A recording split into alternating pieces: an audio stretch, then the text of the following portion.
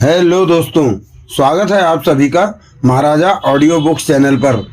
दोस्तों, क्षमा चाहूँगा, गोल्डन गर्ल के दूसरे एपिसोड को लाने में मैंने बहुत विलंब कर दिया और उसका कारण ये था कि हमारी जो रामलीला का आपने कुछ समय पूर्व वीडियो देखा था, वही पूरी रामलीला पूरे तामझाम के साथ अयोध्या में रामलीला करने गई थी। और यदि आप चाहें कि अयोध्या की रामलीला देखना हो तो श्री रामलीला मंडल छिंदवाड़ा के नाम से यूट्यूब पर सर्च कर लेवें, उसमें आपको सब दिख जाएगा।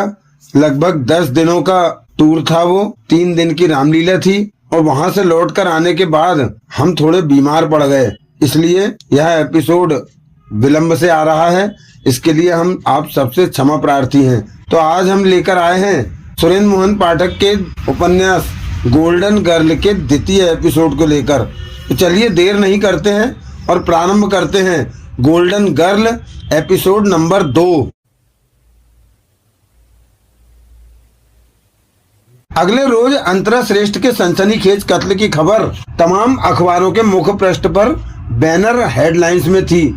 खबर के साथ उसकी एक तस्वीर भी छपी थी जो पता नहीं अखबार वालों को कहां से हासिल हुई थी, लेकिन वो ऐसी थी कि उसकी बेपनाह खूबसूरती के साथ जरा भी इंसाफ नहीं करती थी। और तो और उस तस्वीर से तो वो ठीक से पहचानी भी नहीं जाती थी। मुझे उसकी बाबत पहले से ना मालूम होता तो वो तस्वीर देखकर तो मैं खुद ही कबूल न करता कि तस्वीर वाली अपनी जिंदगी में मलिकाए हुस्न थी, गोल्डन गर्ल थी, आपके खादिम की खास पसंद थी। हैरानी की बात थी कि संजय सिंह के अखबार में भी वही तस्वीर छपी थी। पुलिस के एक प्रवक्ता के संदर्भ से उस न्यूज में मेरा भी जिक्र था। 10 बजे मैं ऑफिस पहुंचा। मेरी सेक्रेटरी रजनी ने मेरी सूरत देखी तो आदत से मजबूर वो कमबख्त जैसे मेरी खिल्ली उड़ाने के लिए नाटकीय स्वर में बोली, boss has arrived, start the world. World तेरे कहने से स्टार्ट होता है, आपके राइज और साइन करने से स्टार्ट होता है। राइज और साइन मैं 10:30 बजे करता हूँ। मेरे लिए तो आपका सवेरा तभी है जब ऑफिस में कदम पड़े। मैं सुबह 5 बजे उठता हूँ, पहलू में कोई बहन जी ना हो तो भी, तब बड़ी हद 7 बजे। जंगल में मोर नाचा किसने देखा? तू देख, मैं कैसे देखूं?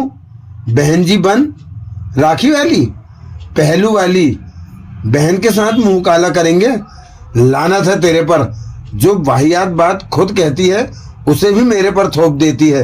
वो निचला होंठ दबाकर हंसी। एक बात बता, पूछिए, याददाश्त कैसी है तेरी? मेरी टाइप शॉर्ट हैंड से तो अच्छी है, और तेरे से समझिए कि मेरे जैसी ही है, यानी कि बढ़िया। हाँ, तो फिर याद करके बता, जब तू पैदा हुई थी तो तेरी माँ क्या कर रही थी? जब मैं पैदा हुई थी उसके माथे पर बल पड़े तो मैं क्या कर रही थी? वो सवाल नंबर 2 है, आगे आएगा। अभी सवाल नंबर 1 पर ही टेक। मैंने पूछा है कि जब तू पैदा हुई थी तो तेरी माँ क्या कर रही थी? अस्पताल में भर्ती थी। अरे कर क्या रही थी? मुझे पैदा कर रही थी, और क्या कर रही थी? लिहाजा काफी बेशर्म है तू। क्या मतलब? अरे जहाँ एक औरत बच्चा पैदा कर रही हो वहां तुझे होना चाहिए था। क्या कह रहे हैं आप? वो बच्चा मैं ही तो हुई, तुझे क्या पता? तब तूने देखा था खुद को? क्या वाहियात बातें करते हैं आप। वो भुनभुनाई, कल्पा दिया सुबह सवेरे। मैं हंसा। अखबार देखा आज का? फिर उसने पूछा। हाँ देखा, कल शाम आप गैलेक्सी में थे, कहीं उस बहन जी की फिराक में तो नहीं थे जिसका कि कत्ल हुआ?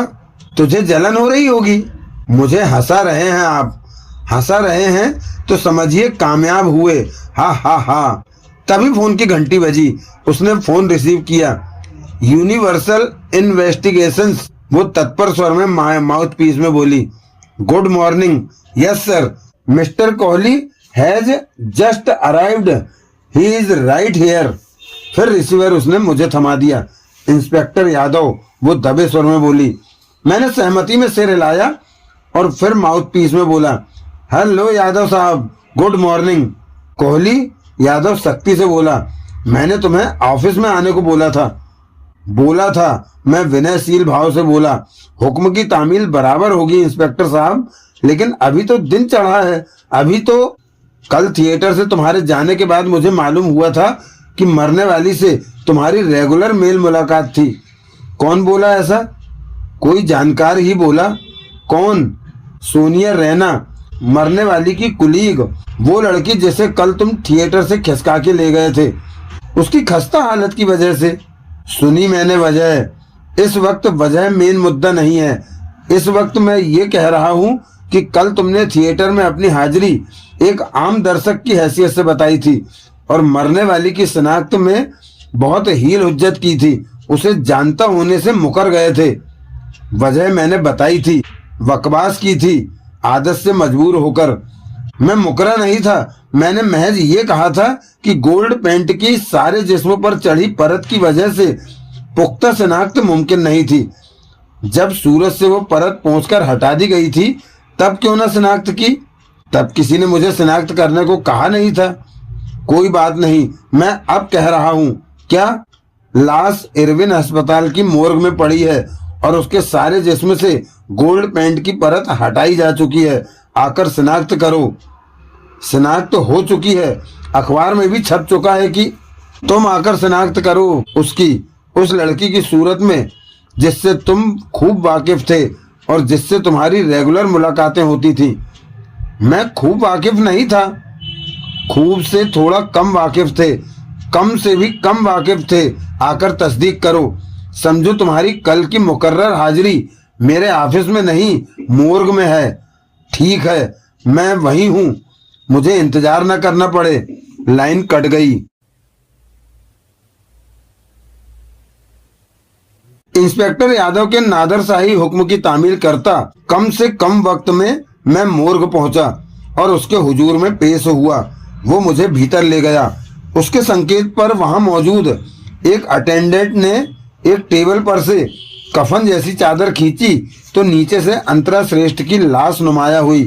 तौबा, मौत के आगोश में पहुंची भी वो ऐसी लग रही थी कि जी चाहा कि उसकी लाश से लिपट जाऊं, जबकि अमूमन लाश की सूरत देखना मुहाल होता है। वो पीठ के बल पड़ी थी, उसकी आंखें बंद थीं और दोनों बाहें पहलुओं के साथ जुड़ी हुई थी।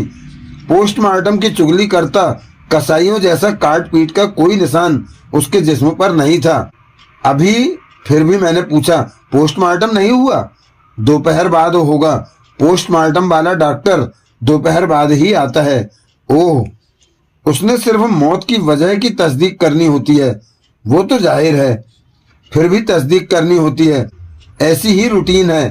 काज ऑफ डेथ कितना भी ऑब्वियस क्यों ना हो, पोस्टमार्टम से उसकी कन्फेशन जरूरी होती है। इतनी मामूली बात तुम्हें मालूम होनी चाहिए। मैं खामोश रहा।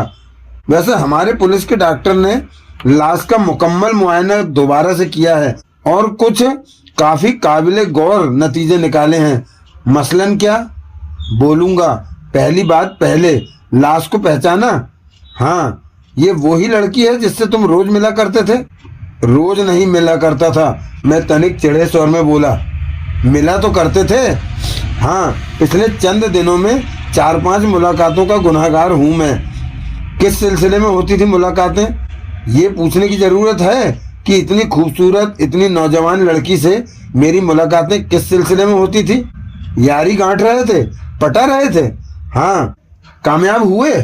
हालात काफी उम्मीद अफजा थे। जिंदा रहती तो जरूर कामयाब होता। बस यही वजह थी मेल मुलाकात की। फिजिकल, जिनसी। हाँ, ये तुम्हारी क्लाइंट नहीं थी? नहीं थी। तुमसे अपना कोई काम नहीं निकलवाना चाहती थी? बिल्कुल भी नहीं। बिल्कुल सोशल मेल मुलाकात थी। तो फिर कल शनाख्त में इतनी हील हुज्जत क्यों कर रहे थे?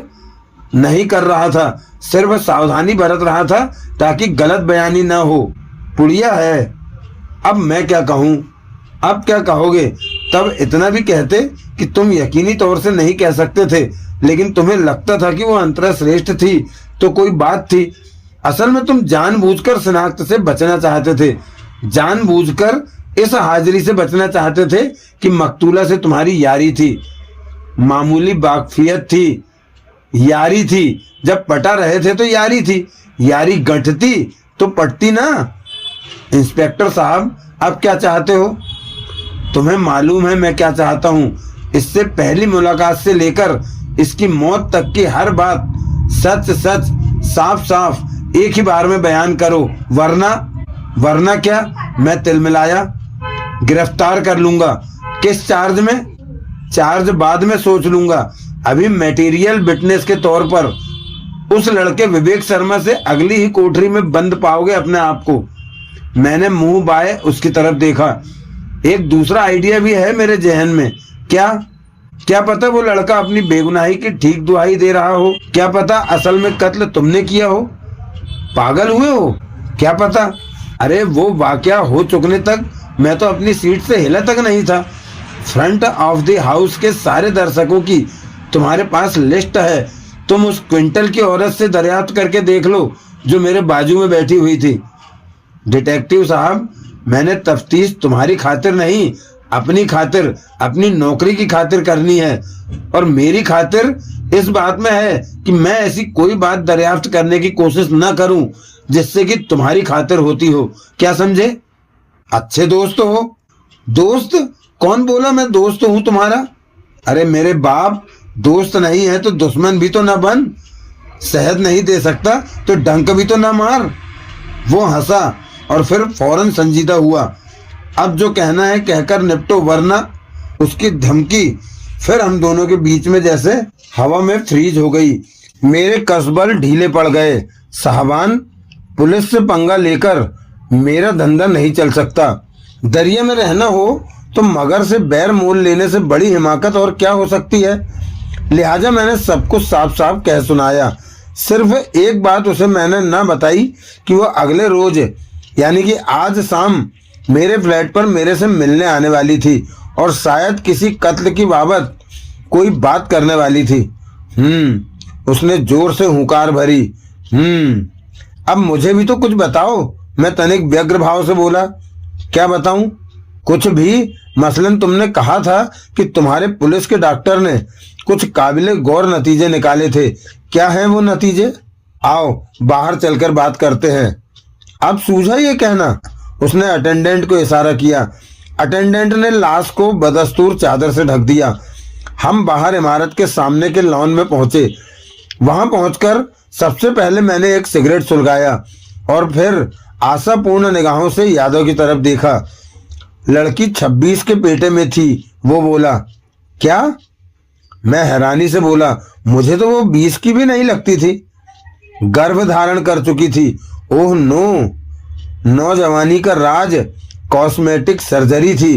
किशोरी जैसी तनी हुई सुडौल छातियां सिलिकॉन ट्रांसप्लांट का कमाल थी। हे भगवान, मैं इतनी खाई खेली औरत के पीछे पड़ा था। तौबा, क्या नौजवान लड़कियों के नेचुरली ब्यूटीफुल होने का रिवाज खत्म हो गया था?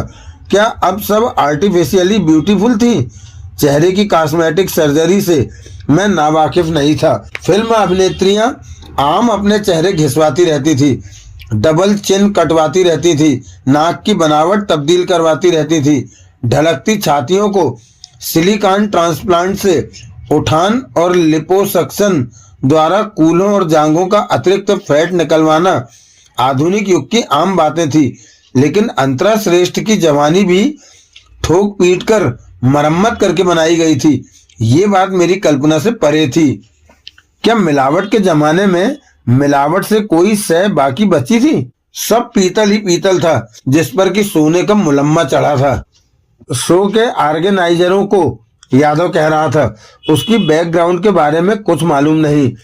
उसके पोस्टल एड्रेस के तौर पर हैदराबाद के एक होटल का पता दर्ज है, जिसे कि जब शो ने हैदराबाद से दिल्ली के लिए मूव किया था तो उसने छोड़ दिया था। शो में मुंबई से शामिल हुई थी। वहां का उसका कोई पता उपलब्ध नहीं है। होटल का ही होगा, हो सकता है, क्योंकि यहाँ भी वो बाकी कलाकारों की तरह उनके साथ थिएटर के अनेक्सी में रहने की जगह पहाड़गंज के एक होटल में रहती थी। बाज लोग कुछ ज्यादा ही तन्हाई पसंद होते हैं, या ढोल में पोल हो तो जानबूझकर तन्हाई पसंद बन जाते हैं। कैसी पोल?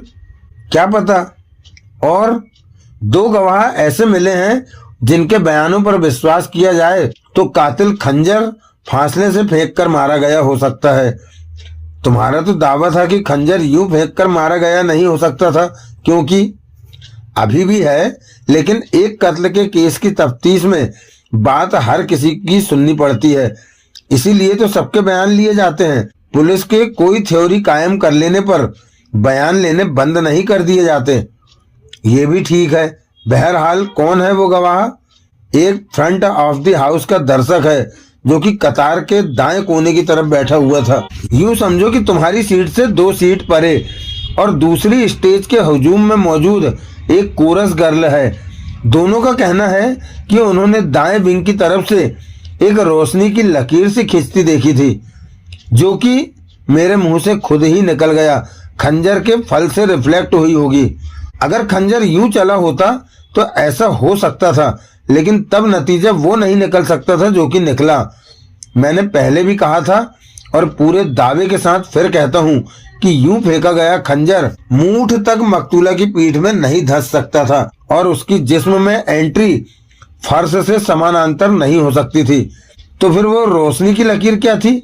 पता नहीं क्या थी, लेकिन वो खंजर की परवास से बनी नहीं हो सकती थी। वो 2 गवाह कुछ भी कहें, जो प्रत्यक्ष है उसे नहीं झुटलाया जा सकता। और प्रत्यक्ष ये है कि खंजर मकतूला की ऐन पीठ पीछे से घोंपा गया था।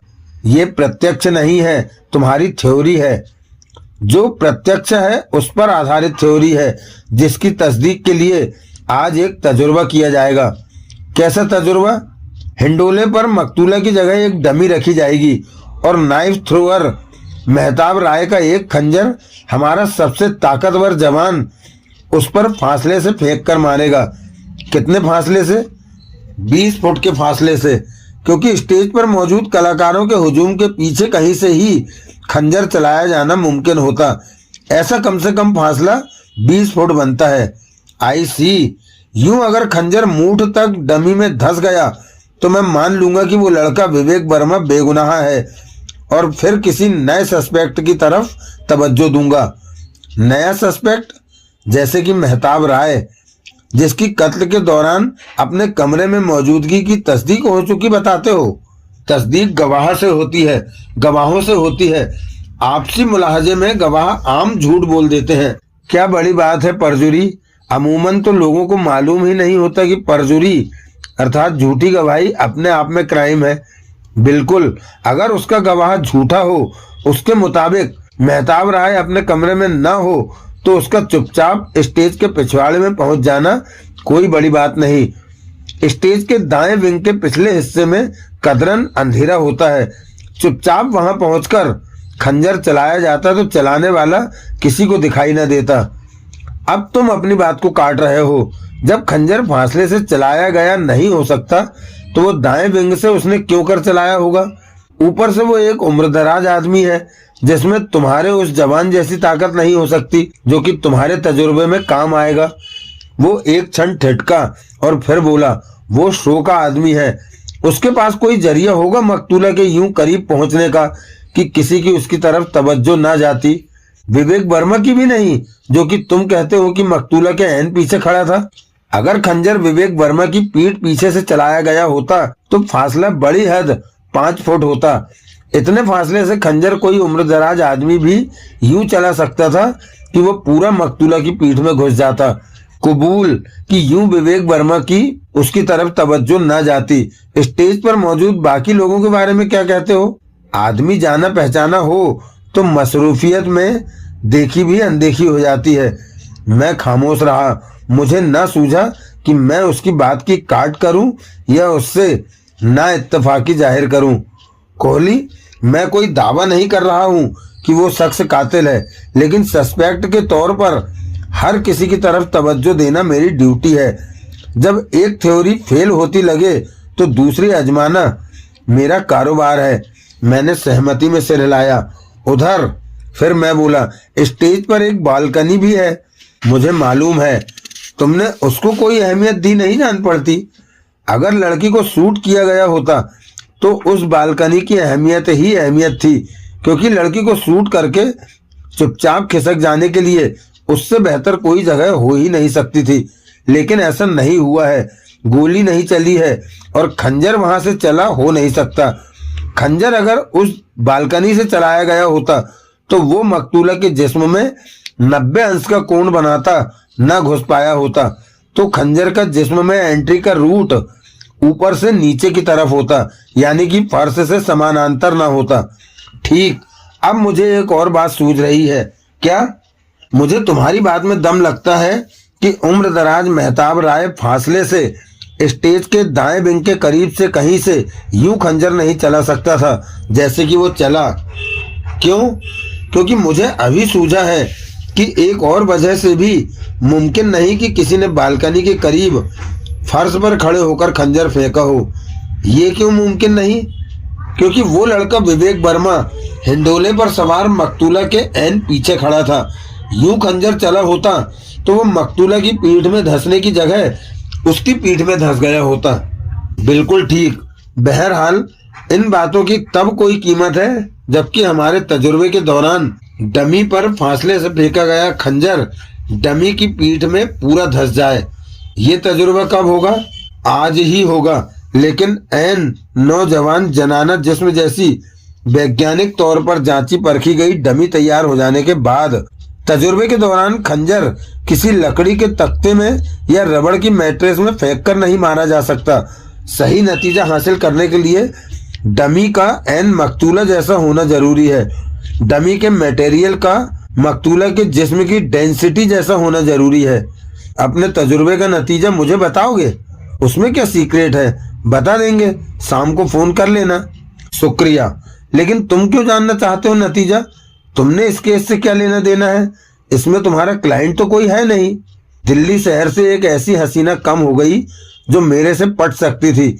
जिसने मेरा ये नुकसान किया उसे इस पंजाबी पुत्र का कहर तो अब झेलना पड़ेगा। फट्टा मार रहे हो? असल में कोई और बात है जो तुम छुपा रहे हो, और कोई बात नहीं है। ठीक है, नहीं है तो नहीं है। अब मुझे इजाजत है, लेकिन एक बात सुनते जाओ। क्या? बिना फीस लिए हराम में काम करने वाले सुधीर कोहली की कल्पना मैं नहीं कर पा रहा हूँ। ऐसी दरिया दिली की वजह बेशक मत बताओ, लेकिन खास इस केस में अपनी खोजबीन के किसी नतीजे को पुलिस से छुपाया तो मुझसे बुरा कोई नहीं होगा। खामखा मैं हूं ना? क्या? तुमसे बुरा, सबसे बुरा, दिल्ली में और आसपास 40 कोस तक। मजाक मत करो। Okay boss. मैं पहाड़गंज पहुंचा। वहां की होटलों की सड़क आरा कसा रोड मेरी देखी भाली थी। वहां होटल आशा किरण तलाश करने में मुझे कोई खास दिक्कत न हुई। आशा किरण वहां के चूहेदान जैसे होटलों जैसा ही होटल निकला, अलबत्ता बड़ा वो मेरी अपेक्षा से ज्यादा निकला। वो 4 मंजिल तक उठा हुआ था। होटल के बाहर मुझे पुलिस की पीले रंग की रॉयल एनफील्ड मोटरसाइकिल खड़ी दिखाई दी। किसी पुलिसिये का वहां क्या काम? सिवाय इसके और क्या हो सकता था कि वो हतप्राण युवती अंतरा श्रेष्ठ का आवाज था। मैं वापस अपनी कार के करीब पहुंचा। मैंने टाई और कोट उतारकर कार की पिछली सीट पर डाला और कमीज के बटन खोल लिए। करीब ही एक पिज्जा पार्लर था जहां से मैंने एक पिज्जा और एक कॉफी का कप खरीदा। दोनों चीजों को एक ट्रे में रखा और ट्रे और कप प्लेट अभी लौटा जाऊंगा बोलकर ट्रे उठाए वापस होटल पहुंचा। यहाँ जो पुलिस वाले साहब आए हुए हैं, मैं रिसेप्शनिस्ट से बोला। उन्होंने पिज्जा मंगाया है, किधर पहुंचाना है? रिसेप्शनिस्ट ने सिर से पांव तक मुझे देखा। मेरे लिए उसकी निगाह का मंतव्य भांपना कोई मुश्किल बात नहीं थी। नौकरी का बाजार बहुत ठंडा है भैया, मैं शहीद होते लहजे में बोला। जो मिल जाए वही गनीमत है। उसने सहानुभूतिपूर्ण भाव से सहमति में सिर हिलाया और फिर बोला, तीसरी मंजिल पर पहुंचो, 302 नंबर कमरे में। मैं पहुंचा। मैंने दरवाजे पर दस्तक दी तो एक क्रूर शक्ल वाले एएसआई ने दरवाजा खोला। मैं यही दुआ करता वहां पहुंचा था कि वहां मौजूद पुलिसिया मेरा कोई जाना पहचाना न निकलता। मेरी दुआ कबूल हुई थी। क्या है? वो कर्कश स्वर में बोला। मालिक ने भिजवाया है। मैं ट्रे आगे करता बोला। उसने ट्रे पर निगाह डाली, फिर उसके चेहरे के भाव नर्म पड़े। बहुत मौके की सूझ दिखाई तेरे मालिक ने, वो बोला। भीतर ला। मैं कमरे में दाखिल हुआ। मैंने ट्रे एक मेज पर रख दी और कोने में पड़े एक स्टूल पर बैठ गया। उसने प्रश्न सूचक नेत्रों से मेरी तरफ देखा। बर्तन लेके जाऊंगा ना? मैं बोला। कौन 3 मंजिल सीढ़ियां दोबारा चढ़ेगा? ठीक है, बैठा रहे। वो मेज के सामने कुर्सी पर बैठ गया और पिज्जा खाने लगा। मैंने कमरे में निगाह दौड़ाई। वो 10 गुणा 8 का मामूली कमरा था, जिसमें एक तरफ बेड थी, उसके पहलू में ड्रेसिंग टेबल थी और उसके आगे एक बंद दरवाजा था, जिसकी पोजीशन मेरे हिसाब से ऐसी थी कि वो अटैच्ड बाथरूम का दरवाजा नहीं हो सकता था, और आगे एक पर्दा था जो किसी दरवाजे के आगे लटका ही हो सकता था। जरूर बाथरूम उसके पीछे था। आज छापे में जिस लड़की के कत्ल की खबर छपी है, मैं सहज भाव से बोला, वो इसी होटल में रहती थी मेरे ख्याल से।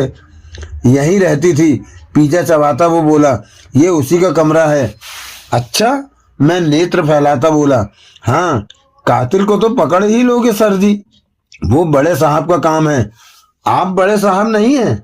अरे कहाँ, मैं तो महज असिस्टेंट सब इंस्पेक्टर हूँ। बड़ा साहब तो इंस्पेक्टर है, 3 फूलों वाला। मैं तो बस यूं समझ कि बड़े साहब के यहाँ पहुँचने तक यहाँ की रखवाली कर रहा हूँ, ताकि कहीं कोई छेड़खानी ना हो। छेड़खानी को यहाँ है क्या? क्या पता चलता है, साले पुलिस की जांच बड़ी बारीकी से होती है। सुई तक कहीं पड़ी हो तो उठा के देखी जाती है कि उसमें धागे के लिए छेद है या नहीं। समझा? समझा। अब चुपचाप बैठ। अच्छा सर जी। मैं खामोश हो गया। वो फिर पिज्जा खाने में और कॉफी पीने में मग्न हो गया। एक बार फिर मेरी निगाह पैन होती हुई सारे कमरे में घूमी, लेकिन दिलचस्पी के काबिल कहीं कुछ नहीं था। दिलचस्पी के काबिल क्या, कैसा भी कहीं कुछ नहीं था। उसे मकतूला का आवास न बताया गया होता तो मैं उसे खाली कमरा ही समझता। फिर मेरी निगाह बंद दरवाजे पर स्थिर हुई। एकाएक मैं उठा और बंद दरवाजे की ओर बढ़ा। अबे किधर जाता है? एएसआई बोला। मैंने कन की उंगली उठा दी। साले वो बाथरूम नहीं है। ओह, बाथरूम नहीं है।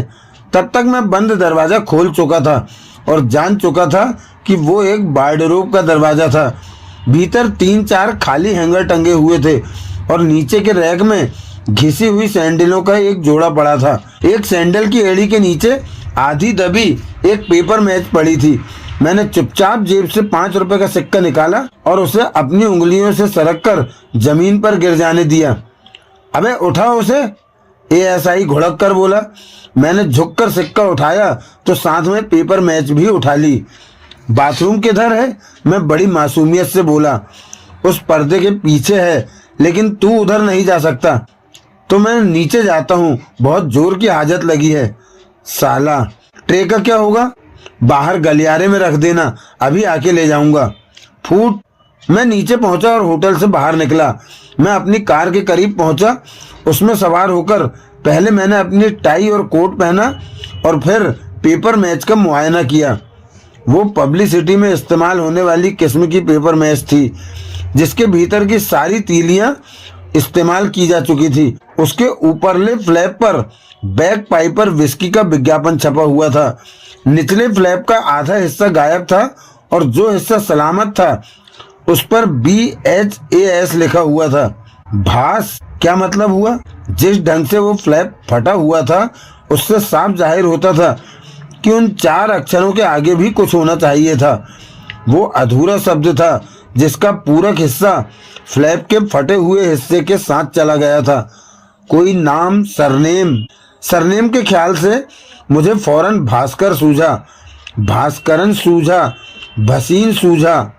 ये कतई जरूरी नहीं था कि उस पेपर मैच की कोई अहमियत होती, क्योंकि वो मुद्दत से कमरे के अंतरा से पहले के ऑक्यूपेंट के वक्त से वहां पड़ी हो सकती थी। अंतरा के किसी मेहमान की गिराई और उड़कर या वहां की सफाई करने वाले नौकर के नाकारेपन की वजह से वार्डरोब में पहुंच गई हो सकती थी। और तो और उस एएसआई ने ही खाली करके फेंकी हो सकती थी, जो कि वहां अपनी ड्यूटी कर रहा था। फिर भी मैंने उसे अपनी जेब के हवाले किया और अपने ऑफिस वापस लौटा। रजनी ने मुस्कुराकर मेरा स्वागत किया। खाना खा लिया? मैंने पूछा। हाँ, वो बोली। कब खाया? अभी, कल रात को। कल रात को? अरे मैं आज की लंच की बात कर रहा था। जितनी तनख्वाह आप मुझे देते हैं उसमें कोई रोज खाना खा सकता है? सत्यानाश हो तेरा, हर वक्त तनख्वाह का रोना रोती रहती है। वो निचला होंठ दबाकर हंसी। वहां जाके मर जहां यहां से बेहतर तनख्वाह मिलती हो। चली गई तो आपका क्या होगा? यही तो रोना है। कोई मेरी दाईं बाह काट ले तो मेरा क्या होगा? वो फिर हंसी। मैं उसकी तरफ बढ़ा और उसके रिसेप्शन डेस्क के पीछे से ऐन उसके सिर पर जा खड़ा हुआ। क्या है? वो हड़बड़ाकर बोली। है तो सही कुछ। क्या? एक बार किस करने दे। खामखा ना होंठ अंगारे की तरह दहक जाए तो बोलना। बोलना क्या है? मुंह से सिगरेट निकाले बिना किस करेंगे तो यही तो होगा। मैंने सिगरेट होठों से निकाला। अब क्या कहती है? मैं बोला, नहीं, यही जवाब देना था तो सिगरेट का हवाला क्यों दिया? क्योंकि यहाँ धूम्रपान मना है। अरे कमबख्त, यह ऑफिस मेरा है। आपका ऑफिस भीतर वाला है, यह ऑफिस मेरा है। तेरा? आपकी सेक्रेटरी का, जो कि मैं हूँ। क्या कहने? आप भीतर जाके सिगरेट पीजिए, एस्ट्रे चाटिए। एस्ट्रे चाटूं? एक ही बात है, तंबाकू का जायका ही तो लेना है। लानत, बातों में तो तेरे से वो जीत सकता है जो चिमटी से पारा उठा सकता हो, फूंक मार के बल्ब बुझा सकता हो। क्या पता, क्या पता वो भी जीत सकता होगा या नहीं। लानत। भुनभुनाते हुए मैंने अपने कक्ष में कदम रखा। उस पर अपनी नाराजगी जताने की नीयत से मैंने भड़ाक से दरवाजा बंद किया। नतीजा सिफर निकला। ऐसे किसी मौके पर मैं हमेशा भूल जाता था कि उस दरवाजे पर डोर क्लोजर लगा था, इसलिए वो भड़ाक से बंद नहीं हो सकता था। मैं वापस रिसेप्शन पर लौटा। उसने सिर उठाकर मेरी तरफ देखा। मैंने उसके सामने आशा किरण से बरामद हुई पेपर मैच डाली। ये क्या है? वो बोली, माचिस है। माचिस ऐसी होती है? ऐसी भी होती है, इसे पेपर मैच कहते हैं। विज्ञापनों के काम आती है। खोल के देख, देख भीतर क्या लिखा है। भस लिखा है या शायद भास लिखा है। दिल्ली की डायरेक्टरी निकाल और सारे वो नाम देख जिनके पहले 4 अक्षर BHAS होते हैं। फिर सब पर बारी बारी फोन लगा और बोल कि अंतरा श्रेष्ठ की बाबत बात करनी है। जिस नंबर से इस बाबत ना वाकिफी जाहिर की जाए उसे छोड़ देना। जो अंतरा के नाम से सजग हो या चौंके या हैरान हो या कॉलिंग पार्टी पर तेरे पर शक करे तो उसका नाम पता वगैरह अलग से नोट करना है। कर लेगी? कर लूंगी। हिमालय पहाड़ चढ़ने से तो आसान ही है ये काम। पहले इसे कर ले, फिर भेजता हूँ मैं तुझे हिमालय पहाड़ चढ़ने के लिए भी। मैं वापस लौटा। मैं मेज के पीछे जाकर अपनी एग्जीक्यूटिव चेयर पर ढेर हुआ। मैंने सिगरेट का आखिरी कस लगाकर उसे एस्ट्रे में झोंका और टेलीफोन अपनी तरफ खींचकर सोनिया रैना को कॉल लगाई। सुधीर बोल रहा हूँ, मैं बोला। Sudhir? Kohli, the only one. क्या बात है, आवाज साफ नहीं आ रही? साफ आ रही है, मैं ऊँघ रही थी। कैसे फोन किया? शो होगा? होगा। Show must go on. Show business का ये काफी कमबख्त नारा है। इंटरनेशनल। शो के बाद मिलोगी? किस लिए? मिलोगी तो मालूम पड़ जाएगा। फिर भी इरादा क्या है? इरादा ड्रिंक डिनर डांस का है। लंबा प्रोग्राम है, डांस ड्रॉप कर देते हैं। कहाँ मिलोगे? कहाँ आना होगा? तुम्हें कहीं नहीं आना होगा, मैं आऊँगा तुम्हें पिक करने। 10 बजे अनेक्सी के गेट पर मिलना। अंतरा के सब्स्टिट्यूट की तलाश में तो नहीं हो? ऑनेस्ट जवाब तो ये होता कि बराबर हूँ। मैं सदा एक फूल पर मंडराने वाला भंवरा होता तो टॉप का हरामी कैसे कहलाता। लिहाजा मैंने ऑनेस्ट नहीं फैंसी जवाब दिया। मैं बोला, अलम में तुझसे लाख सही, तू मगर कहाँ? अंतरा के लिए कहा? वो बोली। जवाब में मैंने इतनी गहरी सांस ली कि जिस्म घुटनों तक खोखला हो गया। फिर ठीक है, मैंने फोन रख दिया और कुर्सी पर पसर गया। मेज का एक दराज खोलकर मैंने उस पर अपने पांव टिका दिए और आंखें बंद कर ली। पता नहीं कब मैं ऊँघा और कब फोन की घंटी ने मेरी ऊँघ तोड़ी। मैंने रिसीवर उठाकर कान से लगाया।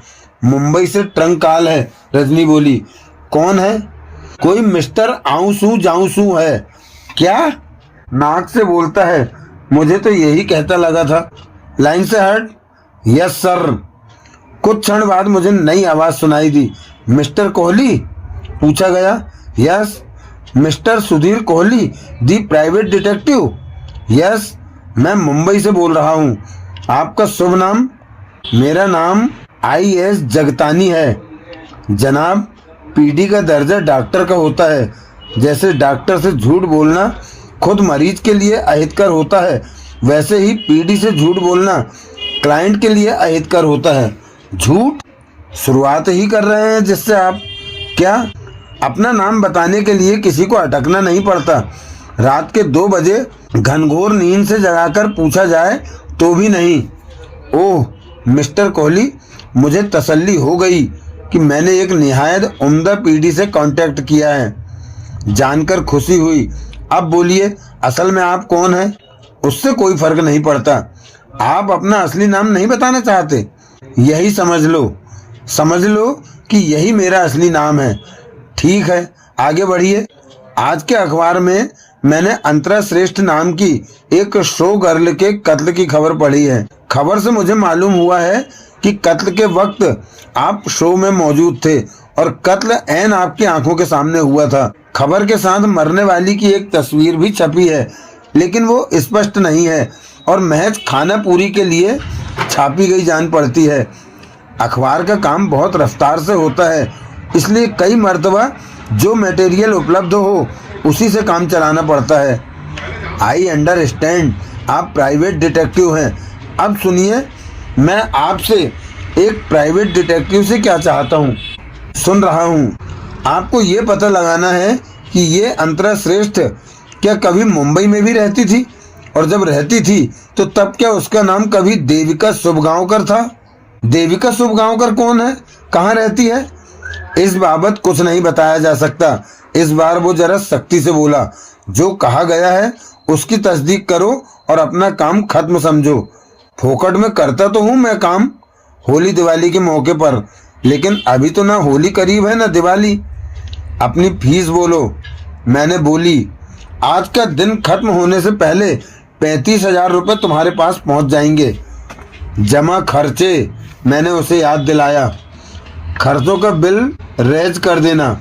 अब बोलो, अब क्या बोलना रह गया? मेरा पता डायरेक्टरी में है। ये कोई पंगे वाला काम तो नहीं? कहाँ से होगा? तुमने बस इतना ही तो मालूम करना है कि यह अंतरा श्रेष्ठ कभी मुंबई में देविका शुभगांवकर के नाम से भी जानी जाती थी या नहीं। इतने से काम में क्या पंगा हो सकता है?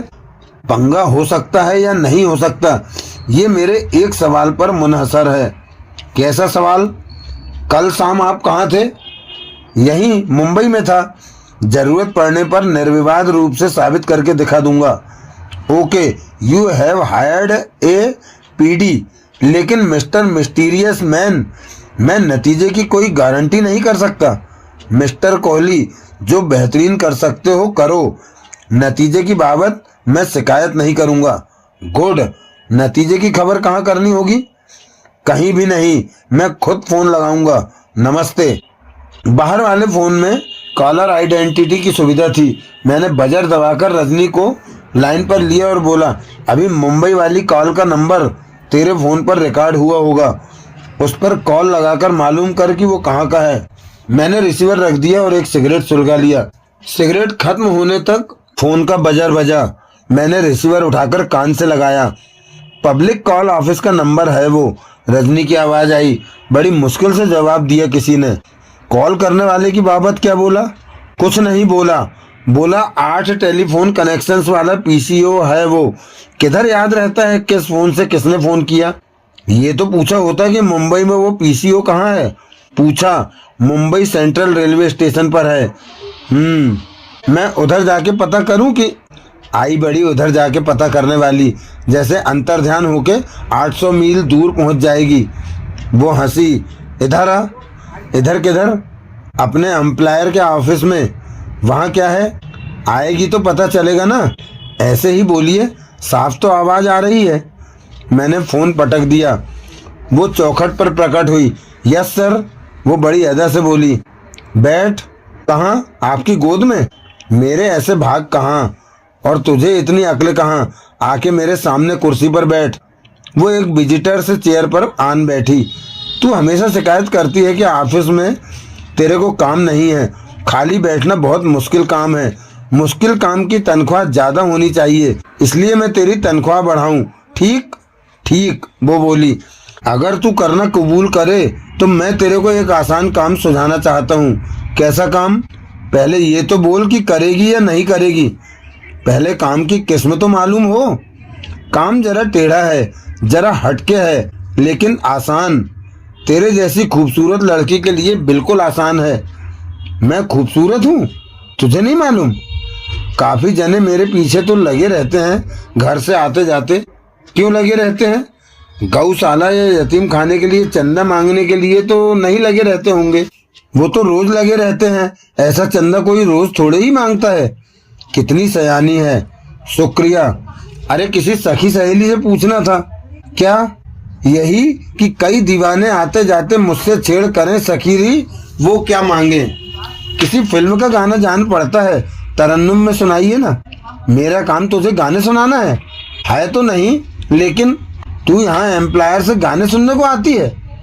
ऐसी बात तो नहीं है, लेकिन एम्प्लॉयर की हर आज्ञा का पालन तो करना पड़ता है ना। जो तेरा एहसान है एम्प्लॉयर पर। नहीं सर, फर्ज है, ड्यूटी है। बात नहीं कहने देती। कहाँ से कहाँ पहुँचा दिया मुझे। मैंने कहाँ पहुँचा दिया? आप वहीं तो हैं जहाँ थे। चुप कर। उसने यूं होंठ भींचे जैसे कॉम्पैक्ट का ढक्कन बंद किया हो। अभी मुंबई से जो फोन था वो एक क्लाइंट का था। वो जानना चाहता है कि कल शाम गैलेक्सी थिएटर में अंतरा श्रेष्ठ नाम की जो लड़की जान से गई थी, असल में वो मुंबई की देविका शुभगांवकर तो नहीं थी। कैसे मालूम होगा? इस बार वो कदरन संजीदगी से बोली। गैलेक्सी से ही मालूम होगा, जहाँ के शो की वो अहम किरदार थी। इस खोज का एक सिरा गैलेक्सी है और दूसरा मुंबई है। मुंबई वाला सिरा पकड़ना हमारी मूर्खता होगी, क्योंकि एक तो ये बहुत वक्त और पैसा बर्बाद करने वाला काम होगा, और दूसरे उस सिरे को लोकल पुलिस पहले ही टटोल चुकी है। इंस्पेक्टर यादव ने मुझे खुद बताया था कि मरने वाली की बाबत पुलिस को वहां से कोई जानकारी हासिल नहीं हो सकी थी। लिहाजा गैलेक्सी वाला सिरा पकड़ने से ही हमारे हाथ कुछ लग सकता है, और ऐसा वहां कोई भेदिया घुसाने से हो सकता है। भेदिया? उस लड़की के कत्ल की वजह से वहां के शो में एक गोल्डन गर्ल की वैकेंसी पैदा हो गई है। वो वैकेंसी तू भर सकती है। मैं कैसे भर सकती हूँ? हथप्राण की जगह गोल्डन गर्ल बन के। गोल्डन गर्ल यानी कि नंगे जिस्म पर गोल्ड पेंट की परत चढ़ाकर अपनी नुमाइश लगाने वाली। जब गोल्ड पेंट की परत चढ़ी होगी तो जिस्म नंगा कैसे होगा? चमड़ी भी तो चढ़ी होती है जिस्म पर, उसे कोई लिबास मानता है? तू समझती नहीं है। क्या नहीं समझती? मैंने आज के अखबार में उस शो के बारे में पढ़ा है। मैंने शहर में लगे शो की पब्लिसिटी के इश्तिहार भी देखे हैं, इसलिए मैं जानती हूँ कि उस शो में और स्ट्रिपटीज एक्ट में कोई फर्क नहीं। गलत जानती है। वो एक रिस्पेक्टेबल शो है। गोल्डन गर्ल्स जिसके एक छोटे से शुरुआती हिस्से में शरीक होती होंगी। मैं गर्ल ही ठीक हूँ, गोल्डन नहीं बनना चाहती। तू समझती नहीं। फिर वही बात। अरे गोल्ड पेंट का वो मेकअप ऐसा होता है जो जब तेरे जिस्म पर नख से सिख तक चढ़ा होगा तो खुद तुझे पैदा करने वाली तुझे नहीं पहचान पाएगी। न पहचान पाए, मेरे लिए तो वो डूब मरने का मुकाम होगा। सिर्फ 1 या 2 दिन की बात है। मुझे 1 मिनट की बात कबूल नहीं। मुझे इस बात का ख्याल कबूल नहीं। तेरा असली काम वहाँ कलाकारों के बीच में कान खड़े करके विचरना होगा और यूं मकतूला के बारे में जाने अनजाने कही गई बातें सुनना होगा। वो एक बड़ी घटना थी जिसका चर्चा वहाँ के कलाकारों और टेक्नीशियनों में कई दिन होगा। तू सिर्फ 2 दिन की जहमत कर। मुझे यकीन है कि इतने में मेरा काम बन जाएगा। इतने में ही कोई ना कोई क्लू हमें मिल जाएगा कि मरने वाली असल में देविका शुभगांवकर थी या नहीं। नो सर, मेरा काम टाइप करना है, डिक्टेशन लेना है, रिसेप्शन पर बैठ के आपके क्लाइंट्स को रिसीव करना है, आपकी गैर हाजिरी में आपकी टेलीफोन कॉल से सुनना है, न कि गैलेक्सी थिएटर में जाकर। अब क्या कहूँ, मेरे को तो कहते भी शर्म आती है। अभी जो इतनी धौंस से कह रही थी कि एम्प्लॉयर की हर आज्ञा का पालन करना पड़ता है, एम्प्लॉयमेंट से संबंधित आज्ञा का पालन करना पड़ता है। आपने मुझे स्टेज पर कैबरे करने के लिए एम्प्लॉयमेंट में रखा था। तो बोलिए ऐसा। मैं ना बोल सका। मैं आपकी सेक्रेटरी हूँ, बीवी नहीं। जैसे बीवी होती तो मान जाती, होती तो देखते क्या होता। होना चाहती है वो किस्सा फिर कभी। मेरी भाषा बोल रही है। वो खामोश रही। तो तू नहीं मानेगी? मानने वाली बात मानी जाती है सर। मुझे अफसोस है कि आपने ख्याल भी किया कि मैं आपकी ये बात मान सकती थी। तू तो मुझे शर्मिंदा कर रही है। मैंने तो जो कहा था सहयोग की खातिर कहा था, तुझे अपना जानकर कहा था। वो खामोश रही, लेकिन उसके नथने फूल रहे थे और चेहरा तमतमा रहा था। तब मुझे दिल से एहसास हुआ कि मैं एक बहुत वाहियात प्रोपोजल उसके सामने रख बैठा था। आई एम सॉरी, मैं धीरे से बोला। मेरे से भारी भूल हुई। वो तब भी खामोश रही। तूने मेरी बहुत खताएं माफ की हैं, ये एक खता और माफ कर प्लीज। उसके चेहरे के भाव बदले। अब मुंह से बोल। तूने मुझे, मेरी जलालत को, मेरी खुदगर्जी को नजरअंदाज किया और मुझे माफ किया। वो मुंह से तो ना बोली, लेकिन उसके होठों पर जो मुस्कुराहट आई वो इस बात का सबूत थी कि वो अब खफा नहीं थी। ओके, मैं बोला, गेट अलॉन्ग। वो चली गई। मैंने सिगरेट सुलगाया और सोचने लगा। दिल्ली शहर की किसी ऐसी लड़की की बाबत, रजनी की तरह शो में अंतरा की अस्थायी जगह लेना जिसे नाकबूल ना होता। कई नाम मेरे मानस पटल पर उभरे। जो नाम मुझे सबसे ज्यादा उम्मीद अफजा लगा वो सुजाता मेहरा का था। सुजाता मेहरा से पहली बार मैं तब मिला था जब वो दिल्ली के दादा लेखराज मदान के भाई और मेरे हमशक्ल शशिकांत की राजेंद्र प्लेस में स्थित नाइट क्लब में चिट क्लर्क थी और शशिकांत से फिट थी। शशिकांत का कत्ल हो जाने के बाद नाइट क्लब बंद हो गई थी और वो खड़े पैर बेरोजगार हो गई थी।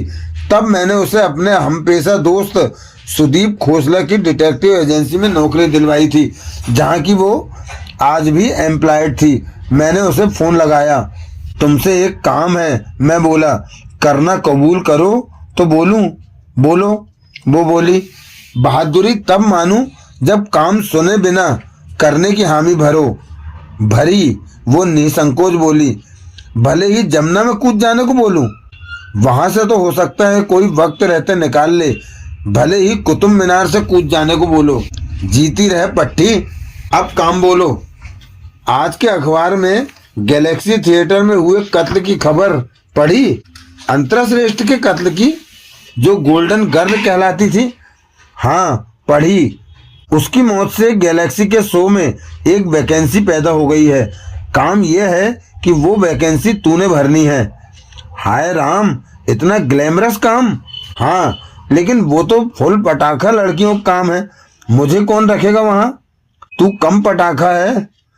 कम ही हूँ, तभी तो टाइपराइटर खटखटाने की नौकरी कर रही हूँ। वो इत्तेफाक की बात है। सुजाता, तुझे वहां रखवाना मेरा काम है। मेरी मौजूदा नौकरी का क्या होगा? बरकरार रहेगी। वो 3-4 दिन का काम है, जिसकी खातिर खोसला से छुट्टी तुझे मैं दिलवा दूंगा। वो तो मैं ही ले लूंगी। वहां मुझे करना क्या होगा?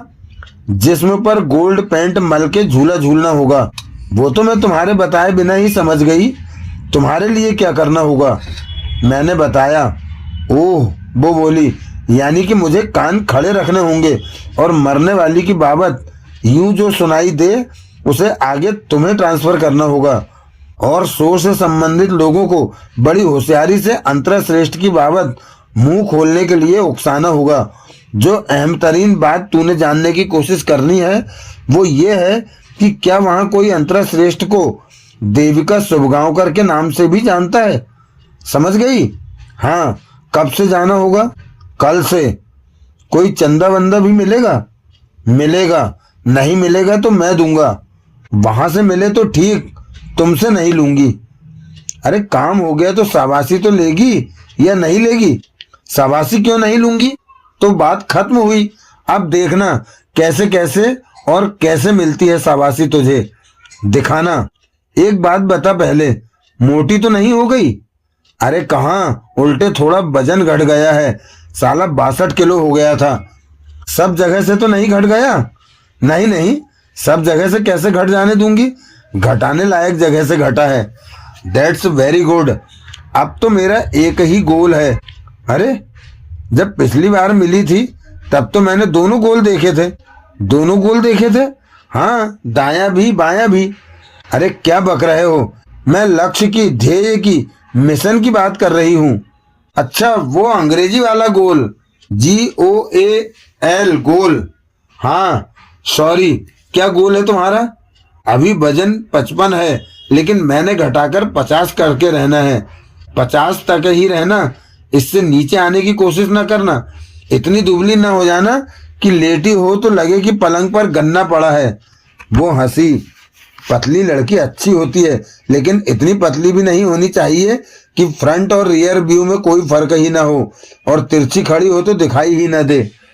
वो जोर से हंसी और फिर प्रशंसात्मक स्वर में बोली, हरामी, अव्वल नंबर का। मैं बोला, गोल्ड मेडल विजेता। अब कट करता हूँ, शाम से पहले कांटेक्ट करूंगा। मैंने फोन वापस क्रेडिल पर रख दिया। इस फानी दुनिया में निराशावादी समझता है कि तमाम औरतें बच्चलन होती हैं। आशावादी, जैसे कि आपका खादिम, उम्मीद करता रहता है।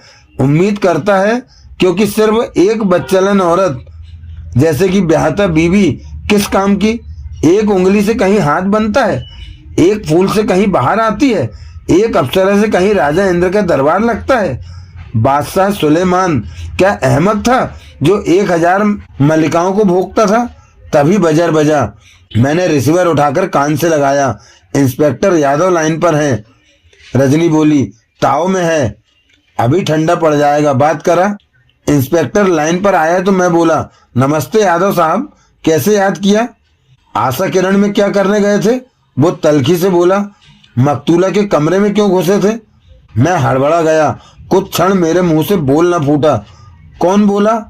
फिर मैं हौसला करके बोला, मैं बोला, और झूठ बोला तो खैर नहीं तुम्हारी। मैं खामोश रहा। कौन किसी पुलिस वाले को पिज़्ज़ा खिलाता है, काफी पिलाता है, वो भी बिना कहे, बिना मांगे, बिना किसी धौंस पट्टी के? ऐसा हुआ कहीं? तुम्हें मालूम है हुआ, ये भी मालूम है कि कहाँ हुआ। बस सिर्फ इस बिना पर कह रहे हो कि मैं लड़की के होटल के कमरे में गया था। वहां जो ASI मौजूद था वो ना अंधा था, ना उसकी बीनाई कमजोर थी। उसने मुझे पहचाना, तुम्हारा हुलिया बयान किया। अब ये भी पूछो कि हुलिया बयान करने की नौबत क्यों कर आई? पूछा। वो अभी पिज़्ज़ा खा रहा था जबकि मैं वहां पहुंचा था। ASI अपने पल्ले से पिज़्ज़ा खा रहा था। ओह, 100 रुपए से कम का तो क्या होगा? चिली चिकन कैप्सिकम 90 का था, काफी 15 रुपए की। इंस्पेक्टर साहब, मैं अपना गुनाह कबूल करता हूँ और आत्मसमर्पण के लिए तैयार हूँ। कौन सा गुनाह? वो ही जिसके लिए एक रिजक कमाने में लगे गरीब पीढ़ी पर गरज बरस कर दिखा रहे हो। उम्र कैद तो हो ही जाती होगी या सीधे फांसी पर ही चढ़ा दिया जाता है? कौन सा रिजक कमा रहे हो? खुद तो कबूल किया था तुमने कि इस केस में तुम्हारा कोई क्लाइंट नहीं है। अब है, आज दोपहर बाद से है। कौन है? कहाँ रहता है? जगतानी नाम है, मुंबई में रहता है। पता बोलो। नहीं मालूम, उसने नहीं बताया। खामखा ऑनेस्ट नहीं बताया। पहचानता हूँ खूब मैं तुम्हारी ऑनेस्टी को। 100 पौएबाज मरे होंगे तो एक सुधीर कोहली पैदा हुआ होगा। 1000। चाहता क्या था? अभी उसने दरियाफ्त किया है मेरी बाबत। फीस भरेगा तो बताएगा क्या चाहता है। फीस कब भरेगा? बोलता था शाम तक। फट्टा मार रहे हो? नहीं, कसम उठवा लो, मुझे उससे कोई फीस हासिल नहीं हुई, और तुम जानते हो मैं एडवांस में फीस लिए बिना काम नहीं करता। इतना तो बोला होगा उसने कि जो काम वो तुम्हें सौंपना चाहता है वो किस बाबत था। हाँ, ये तो बोला था, कल वाले कत्ल से ही ताल्लुक रखता था उसका काम। क्या ताल्लुक रखता था? बोला ना, फीस भरेगा तो बताएगा। नहीं भरेगा तो? नहीं बताएगा। बताएगा तो मैं ही नहीं सुनूंगा। मुंबई बैठा शख्स शाम तक दिल्ली में तुम्हारी फीस कैसे भरेगा? ये उसकी प्रॉब्लम है। मकतूला के होटल के कमरे से क्या जाना, क्या भापा? कुछ नहीं जाना, कुछ नहीं भापा। तुम्हारा ASI कुछ ज्यादा ही मुस्तैद था। वहां मेरी जरा भी पेश न चलने दी उसने। 105 रुपए की थूक लगी और वेटर अलग से बनना पड़ा दी ओनली वन को। अच्छी हुई। तुम बताओ, वहां से पुलिस के हाथ क्या लगा? कुछ नहीं, कतई कुछ नहीं। क्यों भाई, कमरा खाली था? खाली तो नहीं था। जनाना रहन सहन रख रखाव से ताल्लुक रखता कुछ तो होगा ही वहां, जो कि बदकिस्मती से मुझे दिखाई नहीं दिया था। जो था न होने जैसा था, और उसमें भी ऐसा कुछ नहीं था जो कि उसके कत्ल की वजह पर रोशनी डाल पाता। पोस्टमार्टम हो गया? हाँ हो गया, लेकिन उसमें भी नया कुछ नहीं पता चला। बस तस्दीक हुई मौत की वजह की, और इस बात की कि वो कुमारी कन्या नहीं थी, खूब खाई खेली लड़की थी, आवारसन करा चुकी थी, बच्चा भी जन चुकी हो सकती थी, और उसकी पहाड़ की चोटियों जैसी पथरीली छातियां सिलिकॉन ट्रांसप्लांट का कमाल थी। आई सी। और वो तुम्हारा मकतूला की डमी के साथ तजुर्बा, जिसमें तुम्हारे किसी आदमी ने डमी पर 20 फुट की दूरी से खंजर फेंकना था, उसका क्या हुआ? वो तजुर्बा हुआ है, एक बार नहीं कई बार हुआ है, और ये नतीजा निकला है कि इतने फासले से कोई माई का लाल उस खंजर को मूठ तक मकतूला की पीठ में नहीं धंसा सकता था। जिस एक बार डमी में खंजर सबसे गहरा धंसा था, तब भी वो आधा बाहर था। फिर तो उस छोकरे विवेक वर्मा की खैर नहीं। अभी अपनी खैर मनाओ। अपने मुंबई वाले क्लाइंट से फीस और हिदायत हासिल हो जाने के बाद मेरे से बात करनी है तुमने, ताकीद रहे। लाइन कट गई। तत्काल बजर बजा। क्या है? मैं माउथ पीस में बोला। डायरेक्टरी में रजनी की आवाज आई। BHAS से शुरू होने वाले जो उपनाम है वो है भास्कर, भास्करन, भसीन, भासल और भासी। इनमें भास्करन, भासल और भासी इन्हें गिने ही हैं, लेकिन भसीन इतने ज्यादा हैं कि 15 कॉलम में है, और हर कॉलम में कम से कम 150 भसीन है। एक भसीन उपनाम को चेक करने के लिए ही 2,2500 कॉल लगानी पड़ेंगी। लगा। भास्कर भी 500 से ऊपर हैं। सबको लगा।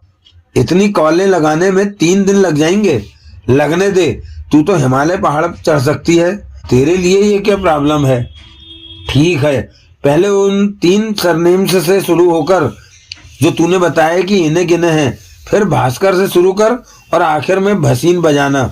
यूं क्या पता कुछ ही कालों में काम बन जाए। ये की अक्ल की बात आपने इस बार। क्या? कभी कभी आप मेरे दिमाग से भी सोच लेते हैं। मैंने भड़ाक से रिसीवर क्रेडल पर पटका। रात को मैं गैलेक्सी थिएटर पहुंचा। मालूम हुआ कि एन उसी वक्त शो खत्म हुआ था। पिछवाड़े के रास्ते में भीतर दाखिल हुआ तो मेरा सामना स्टेज डोर पर डोरमैन बलीराम से हुआ। मेहताब राय कहाँ होगा? मैंने पूछा। वो अभी अभी ड्रेसिंग रूम्स की तरफ गए हैं। वो किधर हुए? उसने मुझे रास्ता सुझाया तो मैं उधर को लपका। गलियारा मुझे खाली न मिला। कई लोग तभी उसमें दाखिल हुए थे और मेरी ओर पीठ किए आगे बढ़ रहे थे। मेहताब राय, मैं उच्च स्वर में बोला। एक व्यक्ति ठिठका। उसने घूमकर पीछे देखा। वो ट्वीड का ब्राउन कोट और उससे मैचिंग टाई और पतलून पहने था। उसके सिर के बाल अधपके थे और मूछें बिल्कुल काली थी। उसके हाथ में एक ब्रीफ केस था। मैं लपक कर उसके करीब पहुंचा। मेहताब राय, मैंने पूछा। पहचानते नहीं हो? वो धीरज से बोला। नहीं। उसने सिर से अधपके बालों का विग उतारकर एहतियात से कोट की जेब में रख लिया। नीचे से उसकी खलवाट खोपड़ी नुमाया हुई। अब क्या कहते हो? वो बोला। आप मूछें उतार देंगे तो भी मैं कुछ नहीं कह पाऊंगा। मूछें असली हैं भाई। ओह, पुलिस वाले हो? कैसे जाना? तुम्हारे से दुगनी उम्र का हूं, फिर भी तुमने मुझे मेहताब राय कहकर पुकारा। कोई जी न लगाया, कोई मिस्टर न लगाया। मैं शर्मिंदा हूँ, गुस्ताखी की माफ़ी चाहता हूँ। क्या चाहते हो? आपसे 2 मिनट बात करना चाहता हूँ। आओ। वो मुझे गलियारे के एक कमरे में ले आया। वो एक कुर्सी पर बैठ गया और एक उसने मेरी तरफ सरका दी। मैं भी बैठ गया तो वो बोला। बोलो, क्या चाहते हो? सबसे पहले तो मैं आपके फेमस खंजर देखना चाहता हूँ, मैं बोला। ब्रीफकेस तब भी उसके हाथ में था। उसने उसे एक स्टूल पर रखकर खोला और स्टूल मेरी तरफ सरका दिया। मैंने देखा वो ब्रीफकेस भीतर से मखमल मढ़े कटलरी बॉक्स जैसा था, जिसमें लंबवत 12 खाने थे और एक खाने को छोड़कर सब में हूबहू एक जैसे खंजर रखे हुए थे। एक, वो बोला, जो अंतरा की पीठ में पैबस्त पाया गया था वो पुलिस के पास है। ये तमाम खंजर उस एक खंजर जैसे ही हैं? मैंने पूछा। हाँ। मैंने एक खंजर उठाया और बारीकी से उसका मुआयना किया। मैंने नोट किया कि खंजर का फल उसके हैंडल से ज़्यादा भारी था। फल की नोक बहुत तीखी थी, लेकिन उसके दाएं बाएं के पहलू धारदार नहीं थे। मैंने खंजर की उस विशेष बात की तरफ उसका ध्यान आकर्षित किया। ये किचन की चाकू छुरियां नहीं हैं। जवाब में वो बोला, इनका काम कुछ काटना नहीं होता, लक्ष्य पर पहुंचकर उसमें धंस जाना होता है, इसलिए इनमें धार की कोई अहमियत नहीं। अहमियत तीखी नोक की है। आई सी। ऐसे कुल जमा इतने ही खंजर हैं आपके पास? 1 दर्जन? हाँ, लेकिन अब दर्जन से एक कम, 11। जो खंजर पुलिस ले गई, पता नहीं वो मुझे वापस मिलेगा या नहीं। वो खंजर सबूत है, अलाए कत्ल है, मुश्किल ही मिलेगा। मुझे भी यही अंदेशा था। आपको अपनी दर्जन पूरी करने के लिए एक नया खरीदना पड़ेगा। ऐसा मुमकिन नहीं। वजह? ये खंजर बहुत मेहनत से, बहुत वक्त लगाकर अपनी जरूरत के मुताबिक मैंने खुद बनाए हैं। बतौर नाइफ थ्रोअर मेरे इन खंजरों की बनावट में, इनके फल का, मूठ का, दोनों के बैलेंस का, नोक के तीखेपन का या साइडों के कदरन कुंद होने का, हर बात का खेल है। एन इन जैसा एक खंजर अब शायद मैं न बना पाऊं। आपका 11 से काम नहीं चलता? चलता है, चलाया ही है आज। खंजर हमेशा इस ब्रीफकेस में रखते हैं आप? हाँ। और ब्रीफकेस कहाँ रखते हैं? अपने ड्रेसिंग रूम में। शो टाइम के अलावा ये ब्रीफकेस ड्रेसिंग रूम में ही होता है? हाँ। अगर तुम्हारा इशारा इनके चोरी चले जाने की तरफ है तो ये कोई कीमती आइटम नहीं है। इसकी कोई कीमत है तो सिर्फ मेरे लिए है, क्योंकि ये मेरे एक्ट का एक प्रॉप है। इसे चोरी करके मेरा एक्ट खराब करके किसी को क्या मिलेगा? इनमें से एक खंजर चोरी करके तो कुछ सरासर मिला किसी को, कत्ल का जरिया मिला, आलाए कत्ल मिला, वो तो है। शो के वक्त स्टेज पर ये ब्रीफकेस आप खुद लेके जाते हैं? नहीं, शो में मेरी एंट्री से पहले प्रॉप मैन इसे स्टेज पर पहुंचाता है। Prop man? Property man. लेकिन वापस आप इसे खुद लेके आते हैं, जैसे कि अभी मैंने लाते देखा आपको। ऐसा जरूरी नहीं है, कभी प्रॉप मैन भी वापस पहुंचा देता है, लेकिन स्टेज पर हमेशा वो ही पहुंचाता है। हाँ। स्टेज पर कहाँ? बाएं विंग में। कब? शो में आपकी एंट्री से पहले? नहीं, पर्दा उठने से पहले। यानी कि शो में आपकी एंट्री भले ही लेट होती है, ये खंजर स्टेज पर उसके बाएं विंग में शो शुरू होने से पहले ही पहुंच जाते हैं। हाँ, ऐसा ही दस्तूर है। जहां से इनमें से एक कातिल द्वारा खिसका लिया जाना मामूली काम था, जाहिर है। ड्रेसिंग रूम से, वहां से भी पर्दा उठने से पहले आपको खबर लगी थी कि आपके ब्रीफकेस में से एक खंजर गायब था? नहीं लगी थी। कैसे लगती? मैं तो उसकी तरफ तभी तवज्जो देता जबकि शो में मेरे रोल का टाइम आता। वो टाइम तो कल आया ही नहीं था, पहले ही वो इतनी बड़ी वारदात हो गई थी। उसने अवसादपूर्ण भाव से गर्दन हिलाई। मैंने एक खंजर को फिर अपनी उंगलियों में तोला और फिर पूछा, आपकी राय में इसे दाएं विंग से कहीं से मकतूला पर फेंक के मारा गया हो सकता है? नहीं, आप ऐसा नहीं कर सकते। कोई भी ऐसा नहीं कर सकता। कल रात आपके कदम स्टेज पर पड़े थे? नहीं। वारदात के वक्त कहाँ थे आप? बाएं विंग में, अपनी एंट्री के इंतजार में। अपनी एंट्री के वक्त से कदरन पहले पहुंचकर अपनी एंट्री के इंतजार में। पुलिस को तो आपने कहा था आप अपने कमरे में थे। मैं कत्ल के नाम से खौफ खा गया था और उस पुलिस इंस्पेक्टर ने यूं कड़क कर मेरे से इस बाबत सवाल किया था कि घबरा गया था। तब घबराहट के उस आलम में मैंने कह दिया था कि कत्ल के वक्त मैं अपने कमरे में था। एक गवाह भी पेश कर दिया। गवाह मेरा एक शागिर्द था जिसे मैं बवक्त जरूरत सो मैं अपनी जगह लेने के लिए बतौर नाइफ थ्रोअर ट्रेन कर रहा था। वो बेहिचक मेरी खातिर झूठ बोलने को तैयार हो गया था। कमाल है, एक बात इतनी खूबसूरती से स्थापित कर चुकने के बाद आप अब क्यों उससे हिल रहे हैं? वो इंस्पेक्टर, शायद यादव नाम था, मेरे से फिर मिला था और इस बार एक राक्षस की तरह मेरे से पेश आया था। बोला जेल में ऐसा सड़ाएगा कि हफ्तों तो किसी को मेरी गिरफ्तारी की खबर तक ना होगी। ओह, तो उसकी धमकी में आकर आपने अपना बयान बदला और असलियत बयान की। हाँ, और मैं समझ रहा था कि मेरे में कोई मोती जड़े थे जिनकी वजह से आप मेरे से सच बोलने की प्रेरणा पा रहे थे। वो खिसियाया सा हंसा।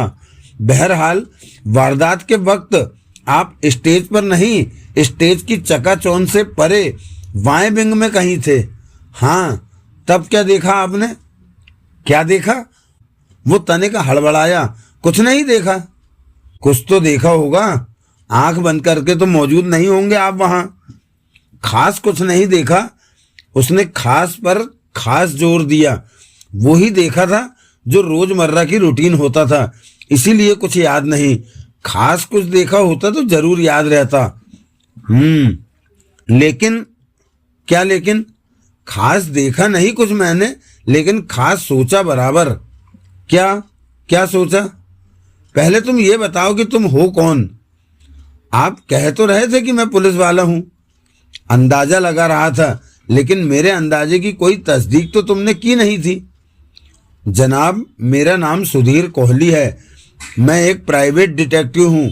ये मेरा विजिटिंग कार्ड है, रख लीजिए। और इसलिए कातिल का पता लगाने के लिए तड़प रहा हूँ क्योंकि हालिया दिनों में अंतरा से मेरी बहुत गहरी छनने लगी थी। आप समझ रहे हैं मेरी बात? बराबर समझ रहा हूँ। आखिर कभी मैं भी जवान था। गुड। मुझे ये जानकर खुशी हुई कि तुम पुलिस वाले नहीं हो। उस इंस्पेक्टर ने अपने दूसरे फेरे में जो तेवर मुझे दिखाए थे, उनके ख्याल से मेरी रूह कांपती है। वो मेरे से तरीके से पेश आया होता तो मैं अपनी सोच उस पर भी जाहिर करता। अब कुछ कहिए भी तो सही। कहता हूँ, तुम अंतरा के वेल विशर हो, तो तुम्हें अपनी सोच से वाकिफ कराने में मुझे कोई गुरेज नहीं। मिस्टर कोहली, सब कहते हैं कि किसी ने अंतरा का कत्ल कर दिया क्योंकि किसी की उससे खुंदक थी, अदावत थी। लेकिन कोई ऐसा शख्स तो सामने आया नहीं जिसको अंतरा से कोई खुंदक हो, अदावत हो। क्यों नहीं आया? बराबर आया। वो लड़का विवेक वर्मा है ना, जो कि चरसी है, रंगीला राजा है, अंतरा का सैदाई था और अभी कल परसों उससे थप्पड़ खा के हटा था। किसी खुशफहमी से मुब्तला होकर कोई खामखा किसी के गले पड़ेगा तो थप्पड़ ही खाएगा। इतने से ही कोई कत्ल करने को थोड़े ही आमादा हो जाता है, और वो भी इतने फैंसी, इतने स्पेक्टेकुलर तरीके से। जनाब, पुलिस कहती है, और अगर वो यूं किसी का कत्ल कर सकता है तो पहले कपिल थापर का क्यों ना किया?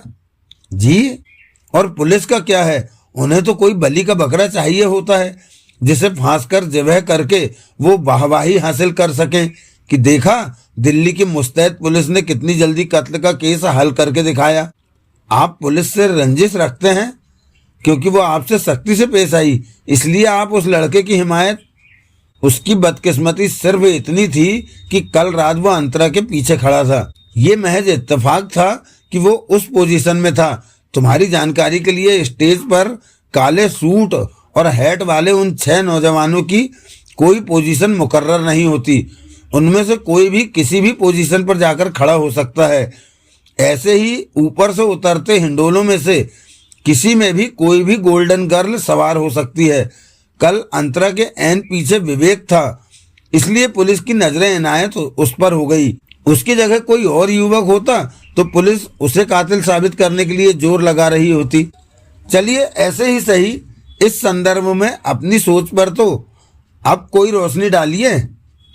मिस्टर कोहली, कत्ल कैसे होता है? कत्ल हथियार से होता है, जो कि इस केस में मेरा एक खंजर था। ठीक ठीक। हथियार का एक रिसीविंग एंड होता है, एक डिलीवरिंग एंड होता है। डिलीवरिंग एंड वार करता है, रिसीविंग एंड वार झेलता है। ये भी ठीक। हाँ, मेरी सोच ये कहती है कि अंतरा जान से गई है, लेकिन किसी ने उसका कत्ल नहीं किया। क्या कह रहे हैं आप? मेरी बात पर ध्यान दो। वो इसलिए मर गई क्योंकि बदकिस्मती से हथियार के रिसीविंग एंड पर वो आ गई। मैं भौचक्का सा उसका मुंह देखने लगा।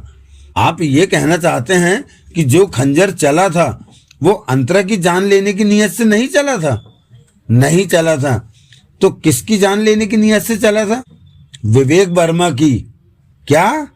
जो कि एन अंतरा के पीछे खड़ा था और एन मौके पर इत्तफाकन, क्योंकि अभी उसकी आई नहीं हुई थी, बाजू हट गया था या नीचे झुक गया था या कुछ और हो गया था और खंजर उसकी पीठ में धंसने की जगह अंतरा की पीठ में जा धंसा था।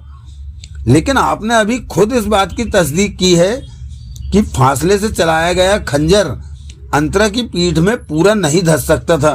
पुलिस इस बाबत एक डमी के साथ एक तजुर्बा करके हटी है और उन्होंने भी निर्विवाद रूप से इस बात की तस्दीक की है।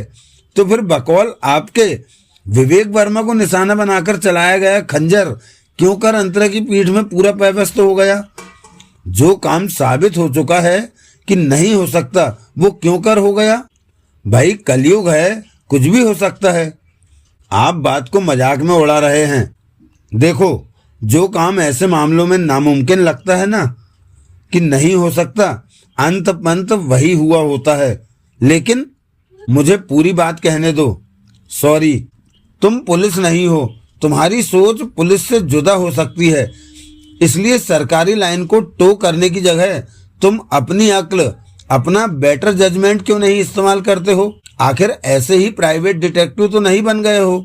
डिटेक्टिंग का कोई कखा गा जानते हो तभी तो डिटेक्टिव बने हो। नो? यस। बजाय इस बात पर सिर धुनने के कि ये काम असंभव है, नहीं हो सकता, तुम इस लाइन पर काम क्यों नहीं करते हो कि किसी ने इस असंभव काम को संभव बनाया तो क्यों कर बनाया? एक बारगी इस बात को खातिर में लाओ कि खंजर फासले से ही चला, फासले से ही ऐसी भीषण रफ्तार से चला कि अंतरा की पीठ में पूरा धंसने में कामयाब हो गया। फिर देखना कैसे सब कुछ दिन की तरह साफ हो जाता है। भले ही तुम्हारे पल्ले फौरन न पड़े कि ऐसा कैसे हुआ हो सकता है, लेकिन ऐसा नहीं हो सकता कि जिद छोड़कर आगे कदम बढ़ाकर देखो आगे क्या होता है। मेरा सिर स्वमेव सहमति में हिला। उस बात में कोई सार मुझे अभी भी दिखाई नहीं दे रहा था, लेकिन उसका बात कहने का ढंग ऐसा फोर्सफुल था कि उसका कहा मेरे जहन पर कहीं मुतवातर दस्तक दिए जा रहा था। मैं एक सिगरेट पी सकता हूँ? मैं बोला। क्यों नहीं, मैं पेश करता हूँ। मेरे पास है, मुझे खिदमत का मौका दीजिए। मैंने अपना डनहिल का पैकेट निकाला। हम दोनों ने एक एक सिगरेट सुलगाया। चलिए, मैंने कबूल किया। फिर मैं बोला कि जो नहीं हो सकता है वो हो सकता है, किसी करिश्मा साज तरीके से हुआ। अब ये बताइए कि विवेक वर्मा के कत्ल की कोशिश किस लिए? उसने किसी का क्या बुरा किया था जो कोई उसको दूसरी दुनिया को रुखसत करने को आमादा था? कातिल अपनी कोशिश में कामयाब रहा होता, वो लड़का मर गया होता, तो जानते हो मैं क्या कहता? क्या कहते? चल साथ की हसरते दिल ए महरूम से निकले, आशिक का जनाजा है जरा धूम से निकले। आशिक? विवेक वर्मा? हाँ, क्या किसी और के भी पीछे पड़ा था? वो सबके पीछे पड़ा था। हर खूबसूरत नौजवान लड़की पर लाइन मारना, उसे पटाना, उसे तौलिए की तरह इस्तेमाल करके छोड़ देना, आम की तरह चुसक कर फेंक देना उसका धर्म था। हे भगवान, दिल्ली शहर में कोई मेरे से भी बड़ा हरामी मौजूद था और मुझे उसकी खबर ही नहीं थी। कामयाब होता था, खूबसूरत नौजवान स्टाइलिश छोकरा था, क्यों नहीं होता था? चर्सी था। ये बात अभी पुलिस के सदके हवा में आई है, वरना इसकी किसी को खबर नहीं थी। और फिर आज की मॉडर्न सोसाइटी में, आज की नौजवान पीढ़ी में ऐसे ऐब कहाँ समझे जाते हैं? इन्हें तो मर्द की मर्दानगी माना जाता है। आजकल फिल्म स्टार तक ऐसे नसों के सैदाई हैं। आजकल किसी बड़ी पार्टी में जाओ, जैसे वहां शराब सर्व होती है, वैसे ही हसीस, मारिजुआना, कोकेन, हेरोइन सर्व होती है। मेरे भाई, आज की अर्बन सोसाइटी में न ड्रग एडिक्शन ऐब है न वुमेनाइजिंग ऐब है। ड्रग एडिक्ट नौजवान आजकल शेर कहलाता है, दिलेर कहलाता है, और वुमेनाइजर को लोग स्विंगर कहते हैं। स्विंगर कितना हाई क्लास लफ्ज है। किसी को वुमेनाइजर कहना, औरत खोर कहना उसकी हद तक है, लेकिन स्विंगर कहने में उसकी तारीफ होती है, उसका रुतबा बुलंद होता है, उसे काबिले रश्क माना जाता है। आप ठीक कह रहे हैं। अब बताइए कपिल थापर की क्या बात है? कपिल थापर शो का डायरेक्टर है, मुझे मालूम है। उसकी क्या बात है? उसकी नौजवान लड़की फुला दी जी, उसने खामोशी से सिगरेट का कस लगाया। ये बात आपको कैसे मालूम है? जग विदित है भाई, सबको मालूम है, सबको मालूम है। कपिल थापर रिहर्सल्स के दौरान स्टेज पर ही विवेक वर्मा पर झपट पड़ा था। मेरे ही खंजर से उस पर हमला कर दिया था। बाल बाल बचा छोकरा। दिल में उतर जाने की जगह खंजर बाईं बाह में लगा। फौजदारी ना हुई, कास्ट ने बीच बचाव किया इसलिए ना हुई। और विवेक वर्मा की शो से छुट्टी, वो भी ना हुई। वो होती तो वो चल देता अपनी राह। फिर थापर की प्रेग्नेंट बेटी का क्या होता? ये कब का वाकया है? 1 महीना पहले का। अब क्या हो रहा है पता नहीं। शादी कर लेगा क्या पता। शादी को तैयार होता तो अंतरा के पीछे ना पड़ता। पीछे क्यों ना पड़ता? वो तो उसका कारोबार है। अलबत्ता अंतरा के पड़ जाने पर उससे शादी की गुंजाइश ना रहती। ये भी ठीक है। जादू कर देता है कमबख्त ताजी ताजी जवान हुई लड़कियों पर। एक अंतरा पर ही जादू न चला, क्योंकि वो ताजी ताजी जवान हुई लड़की नहीं थी। ऐसा 26 की थी और कुमारी कन्या भी नहीं थी। अरे पोस्टमार्टम से दोनों बातों की तस्दीक हुई है। फिर तो बाद में फिट हो जाती। बाद में जैसे कि फिल्मों में होता है, हीरोइन पहले हीरो को चांटा मारती है, फिर अगली ही मुलाकात में उसके साथ बाग में वो गाना गा रही होती है। एक बार इतना वायलेंटली रिएक्ट करने के बाद, खंजर से हमला कर देने के बाद डायरेक्टर साहब ने अपने कलाकार की दोबारा कोई खबर ना ली होगी। मुझे उस बारे में और कुछ नहीं मालूम। लड़की का क्या हाल है नहीं मालूम। ऐसे मामलों को चुपचाप निपटाने का एक तरीका गर्भपात भी होता है। थापर ने वो तरीका अपनाना होता तो उसने सब लोगों के बीच विवेक वर्मा पर कातलाना हमला न किया होता। वो जुनून में किया होगा। पहली बार बेटी की हालत का पता लगने पर गुस्से में भड़क कर किया होगा शायद। आप बात को टाल रहे हैं। वो खामोश रहा। तो आपका ख्याल है कि असल में कल विवेक वर्मा के कत्ल की कोशिश हुई थी, लेकिन बदकिस्मती से जान से अंतरा गई थी। हाँ, और वो कोशिश कपिल थापर ने की थी। मैंने ऐसा कब कहा? वाह जनाब, इतनी कथा की, इतनी भूमिका बनाई एक सिंगल पॉइंट को लेकर, और आखिर में कह दिया कि मैंने ऐसा कब कहा। वो परे देखने लगा। आप एक बात भूल रहे हैं। कौन सी? उसने फिर मेरी तरफ तवज्जो दी। कत्ल की वारदात के वक्त आपके डायरेक्टर साहब दिल्ली में नहीं थे। वो दिल्ली से 800 मील दूर मुंबई में थे।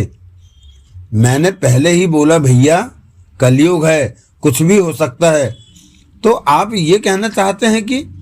मैं और कुछ नहीं कहना चाहता, लेकिन मुझे लगता है मैं पहले ही बहुत मुंह फाड़ चुका हूं। उसने सिगरेट का आखिरी कश लगाया और उसे फर्श पर डालकर जूते से मसल दिया।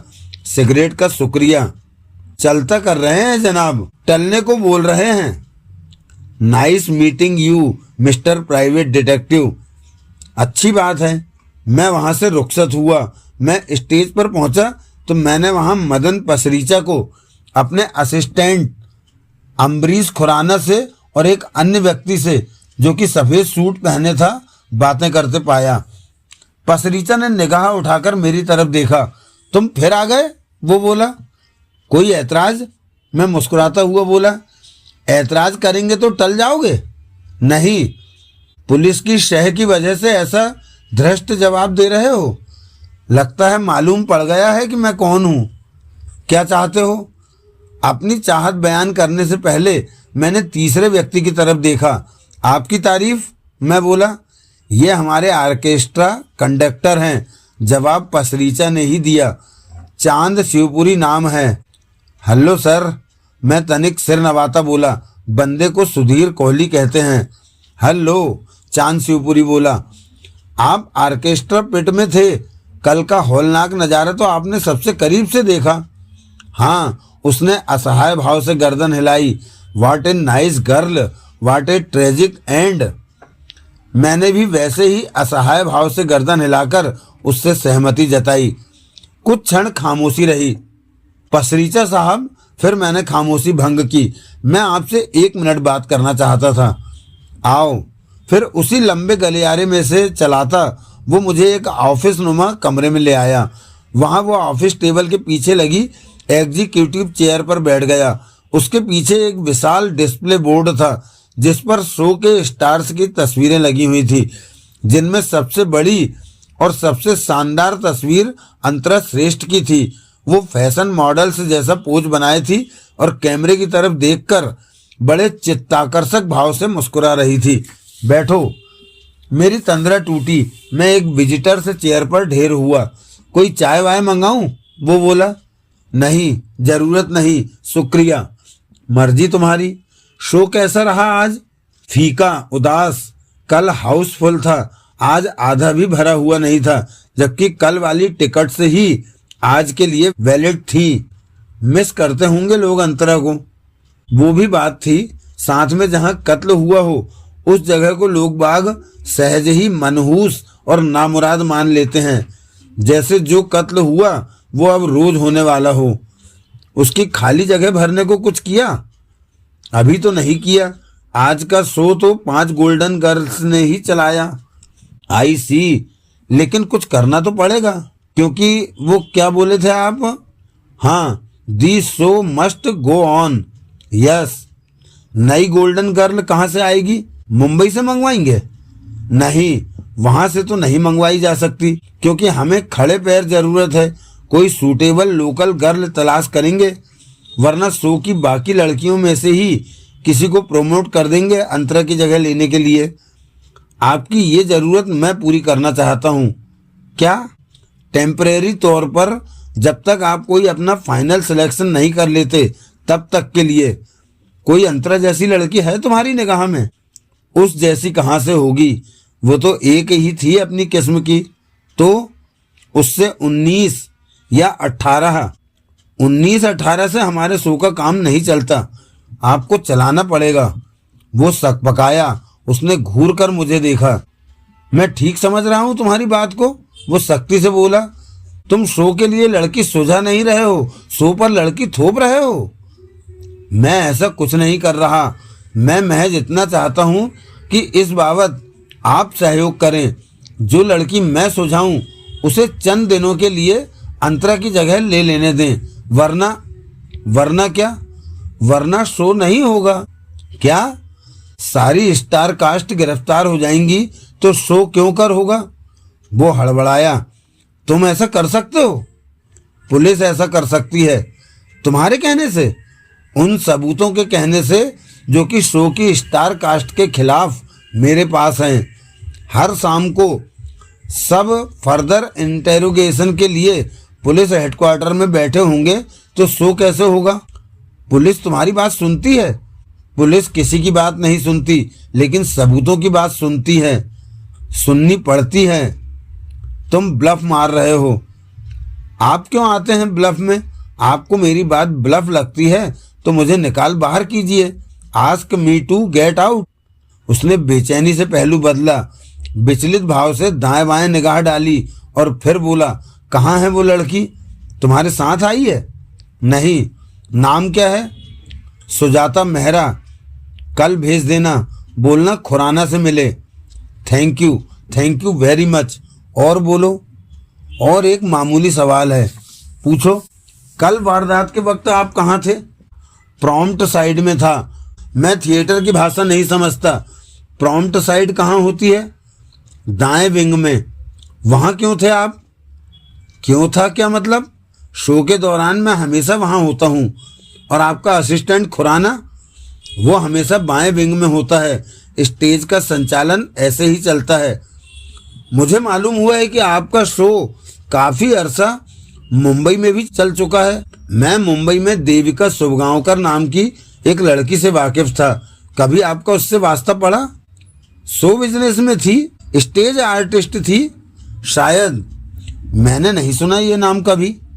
वो शो गर्ल होती, स्टेज आर्टिस्ट होती तो ये नाम सुना होता? जरूरी नहीं, अलबत्ता किसी बड़े शो की स्टार होती या बड़ी स्टेज आर्टिस्ट होती तो सुना होता। आई सी, आपके डायरेक्टर साहब लौट आए मुंबई से? नहीं, कल लौटने वाले थे, आज भी नहीं लौटे। अभी मुंबई में ही होंगे। और कहाँ होंगे? इतना बड़ा जहान है, कहीं भी हो सकते हैं।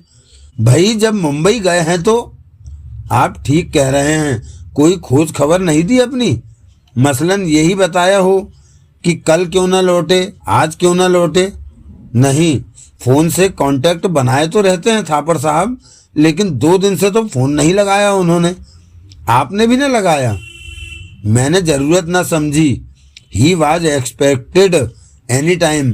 फोन लगाने का ख्याल आता था तो साथ ही ये भी ख्याल आ जाता था कि आ जाएंगे। कोई काम तो रुका नहीं हुआ था यहाँ उनके बिना। कई बार प्लेन की टिकट नहीं मिलती, इसलिए भी बंदा मजबूरन अटक जाता है। आवाजाही प्लेन से ही करते हैं? हाँ। फिर तो उधर ठहरते भी किसी अच्छे होटल में ही होंगे। जरूरी नहीं, वहाँ फिल्म इंडस्ट्री में उनके बहुत मिलने जुलने वाले हैं, वो उधर कहीं भी ठहर सकते हैं। फुल चॉइस है उन्हें। आप उन्हें फ़ोन लगाते तो कहाँ लगाते? उनके मोबाइल पर। अभी लगाइए। उसने जेब से अपना मोबाइल निकालकर एक बटन पंच किया, जिसका मतलब था कि उसके मोबाइल पर वो नंबर प्री प्रोग्राम्ड था। जवाब नहीं मिल रहा। कुछ क्षण बाद वो बोला, ये नंबर आप मुझे दे सकते हैं? नहीं भाई, थापर साहब ये पसंद नहीं करते। मर्जी आपकी। कमबख्त डेस्क फोन से नंबर मिलाता तो मैं उसे वैसे ही भांप लेता। उसने अपना मोबाइल जेब में रखा और ऐसी निगाहों से मेरी तरफ देखा जैसे पटाक्षेप चाहता हो। एक आखिरी दरख्वास्त, मैं बोला, मुझे अंतरा की एक तस्वीर मिल सकती है? यही ले जाओ जो पीछे डिस्प्ले बोर्ड पर लगी है। ये बहुत बड़ी है, कोई कदरन छोटी, पॉकेट साइज।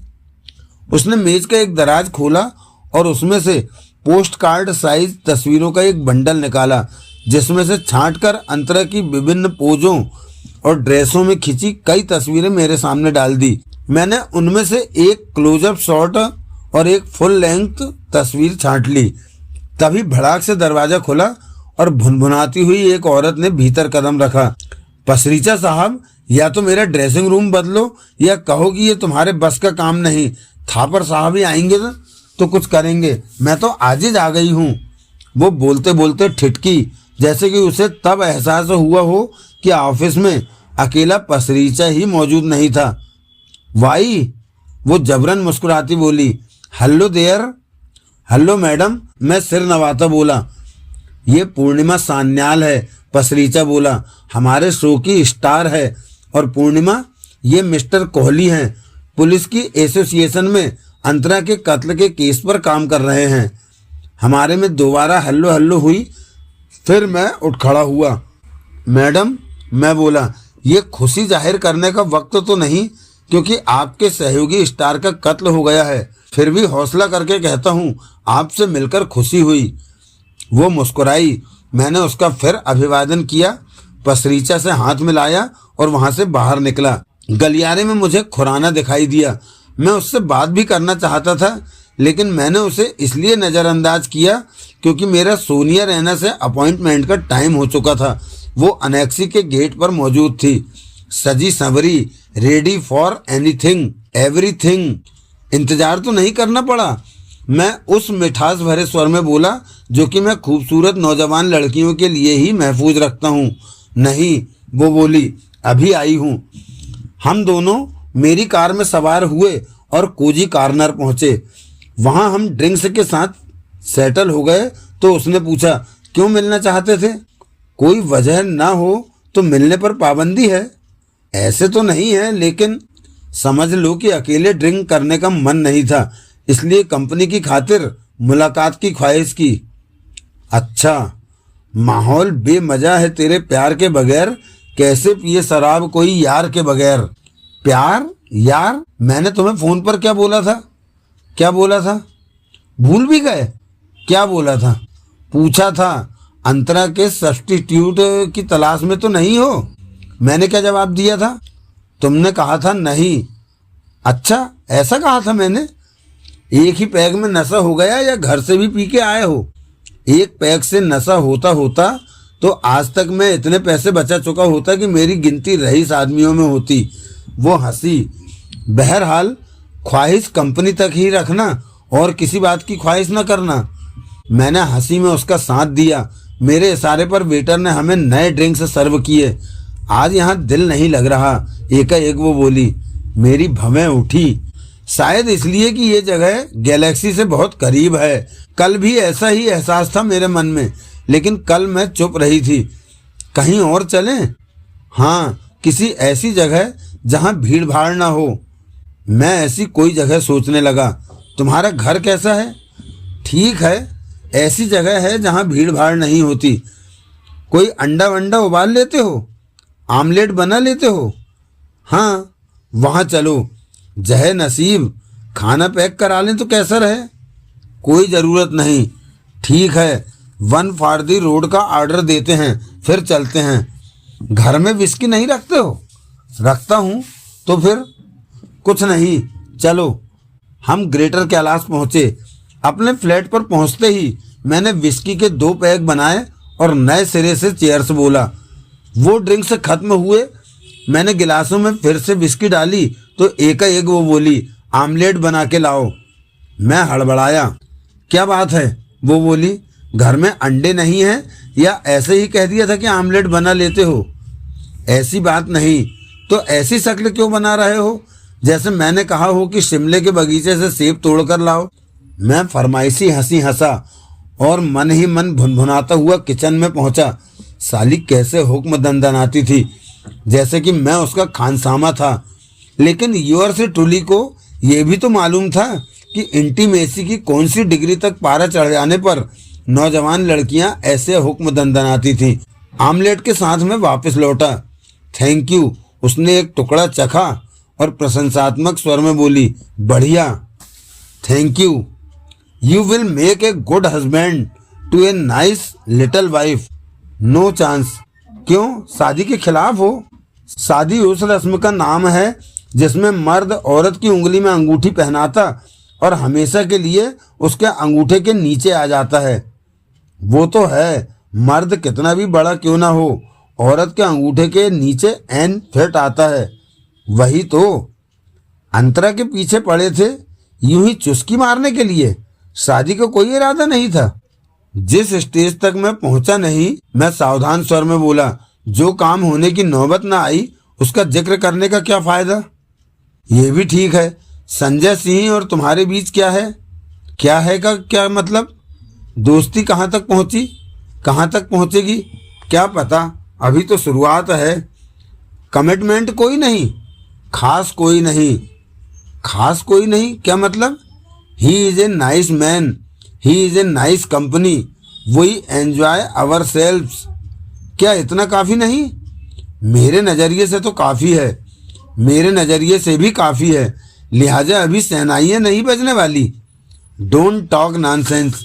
अभी मेरा शादी का कोई इरादा नहीं।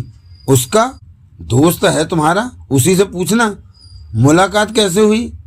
जब शो नया नया दिल्ली में लॉन्च हुआ था तो अपने अखबार के लिए उस पर फीचर तैयार करने के लिए आया था, तभी मुलाकात हुई, जो कि दोस्ती में तब्दील हो गई। हाँ, लेकिन मेरे पर उसका ठप्पा नहीं लगा हुआ। लगा होता तो इतनी रात गए ड्रिंक्स शेयर करती, मैं यहाँ न बैठी होती। फिर भी पूछा कि मैं अंतरा के सब्स्टिट्यूट की तलाश में तो नहीं था। तुमने मिलने की बात की ही यूं थी कि तुम्हारी मनसा मुझे मालूम होना जरूरी था। अगर मैं कहूँ कि मैं अंतरा के सब्स्टिट्यूट की तलाश में हूँ तो से तोता। तुम्हें नशा हो गया है, हो रहा है। एक शेर मैं कहूँ, इरशाद, वाइज बड़ा मजा हो अगर यूं अजाब हो, दो जख्म पांव, हाथ में जामे शराब हो। वाह, लेकिन जाम तो खाली है। क्यों खाली है? कैसे मेजबान हो? Sorry sorry madam. मैंने गिलासों में फिर विस्की डाली। अब अपने बारे में कुछ बताओ। वो बोली, क्या बताऊं? मेरी लाइफ स्टोरी सुनना चाहती हो? हाँ, बड़ी ट्रेजिक लाइफ है मेरी। वो क्या है कि बचपन में ही मेरा बाप घर से भाग गया था। अच्छा, तुम्हारी माँ तो बड़ी अपसेट हुई होगी। नहीं, वो उसके साथ भागी थी। वो जोर से हंसी। भाग क्यों गए थे तुम्हारे माँ बाप? शर्मिंदा थे। किस बात से? अपनी गुर्बत से, अपनी मजबूरियों से। बेचारे इतने गरीब थे कि मुझे पैदा करना अफोर्ड नहीं कर सकते थे। मजबूरन मुझे पड़ोसियों के यहाँ पैदा होना पड़ा। विरसे में मिली वही गुर्बत मुझे आज तक सता रही है। मासूक तक किसी की उधार लेनी पड़ती है। वो और जोर से हंसी। अपनी कोई खूबियां या खामियां बयान करो। मैं फुल कमीना हूँ, टाप का हरामी हूँ, फंदेबाज हूँ, मतलबी हूँ, हरजाई हूँ, बदनीयता हूँ और साफ गो हो। ये तो हुई मेरी खूबियाँ। अब मैं खामियों पर आता हूँ। बचपन में मैं अपने छोटे भाई के सारे खिलौने तोड़ देता था और उसे पंखे से उल्टा टांग देता था। ऐसा मैं तब करता था जब मैं अच्छे मूड में होता था, और अच्छे मूड में मैं और भी अच्छी हरकतें करता था। मसलन जब मेरे भाई की शादी हुई थी तो उसकी बीवी के साथ हनीमून पर कश्मीर मैं गया था। भाई क्यों ना गया? दो वजह थी। एक तो उसने कश्मीर देखा हुआ था, दूसरे उससे कश्मीर की सर्दियां नहीं बर्दाश्त होती थी। इस बार वो हंसते हंसते दोहरी हो गई। आमलेट और बनाऊं? मैं बोला, नहीं, जरूरत नहीं। खाना होटल से मंगाएं? अभी नहीं। आज गैलेक्सी में काफी चर्चा रही होगी अंतरा की। हाँ, हर किसी की जुबान पर उसका नाम था। उसके घरबार की बाबत कुछ पता चला? नहीं। कोई रिश्तेदार, कोई बंधु बांधव सामने आया? नहीं। उसका अंतिम संस्कार कौन करेगा? कोई भी कर देगा। हम में से कोई कर देगा। पुलिस कर देगी या तुम कर देना। अंतरा ने कभी देविका शुभगांवकर नाम की किसी लड़की का जिक्र किया था? नहीं, मेरे सामने तो कभी नहीं किया था। कभी शो के मुंबई के दिनों में ये नाम सुना हो? नहीं सुना। सोच समझ के जवाब दे रही हो ना, या नशे की झोंक में बोल रही हो? सोच समझ के जवाब दे रही हूँ। मेरे जैसे नशे में होने की तुम कल्पना कर रहे हो या इंतजार कर रहे हो, उस मामले में दिल्ली अभी दूर है। जानकर खुशी हुई। तुम्हारे ख्याल से अंतरा की क्या उम्र होगी? क्या उम्र होगी? मेरी जितनी ही होगी। तुम्हारी कितनी है? अच्छा, तो ये तरीका अपनाया तुमने मेरी उम्र जानने का? ऐसी बात नहीं है, ऑनेस्ट। मैं 22 साल की हूँ। तुम्हारा कद काठ सब अंतरा से मिलता है, बाकी गोल्डन गर्ल्स से भी मिलता है। कद, वजन, फिगर के नाप जोख में हम सब एक ही साइज की हैं।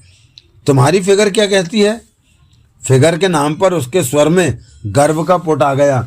36, 24, 36। वो बोली, अंतरा भी ऐसी ही थी? 36, 24, 36? हाँ। ऐसी दिलफरेब लड़की का कोई बॉयफ्रेंड नहीं था? नहीं ही था।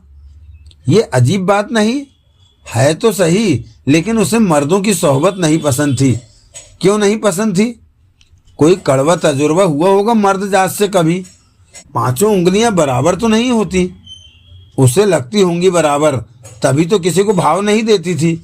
शो में हर कोई उसका दीवाना था, उस पर लार टपकाता था, लेकिन उसकी बला से। ऐसा था? कैसा था? शो में हर कोई उस पर लार टपकाता था, बराबर टपकाता था। कोई साफ साफ तो कोई छुपाकर, कोई सलीके से तो कोई विवेक वर्मा की तरह छिछोरेपन से। विवेक वर्मा की हरकतों से वाकिफ हो? सारी कास्ट वाकिफ है। उस पर कत्ल का शक किया जा रहा है। मुझे मालूम हुआ है उसकी बाबत एक और थ्योरी भी पेश हुई है। क्या? ये कि असल में कोशिश उसके कत्ल की हुई थी, लेकिन वो बच गया था और अंतरा खामखा असल में विवेक वर्मा पर फेंके गए खंजर की चपेट में आ गई थी। वो भौचक्की सी मेरी तरफ देखने लगी। ऐसा कौन बोला? फिर उसने पूछा, मेहताब राय। क्या कहता था? मैंने बताया।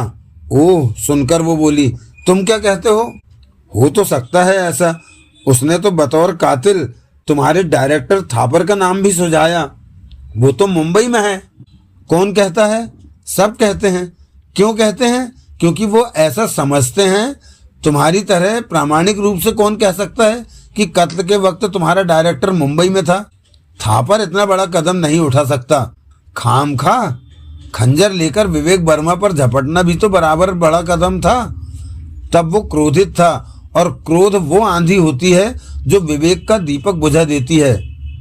विवेक का, अक्ल का, विजडम का, डिस्क्रिशन का, विवेक वर्मा का नहीं। काफी सयानी हो, लेकिन जो आंधी एक बार चल सकती है वो दोबारा नहीं चल सकती। तब बात ताजा थी, बात पुरानी पड़ने लगे तो प्रेगनेंसी गायब होने लगती है। वो बात तो नहीं, लेकिन अब क्या कहूँ, मैं थापर की कल्पना एक कातिल के तौर पर नहीं कर पा रही हूँ। ऐसे एतवार की, ऐसे ट्रस्ट की मैं दाद देता हूँ। मेहताब राय ने उसकी बाबत एक बात सुझाई और तुमने मान ली। क्या पता वो अपना गुनाह छुपाने के लिए, अपनी करतूत पर पर्दा डालने के लिए इल्जाम लगाती उंगली का रुख थापर की तरफ फेर रहा हो। मैं खामोश रहा। अरे जवाब दो मेरी बात का।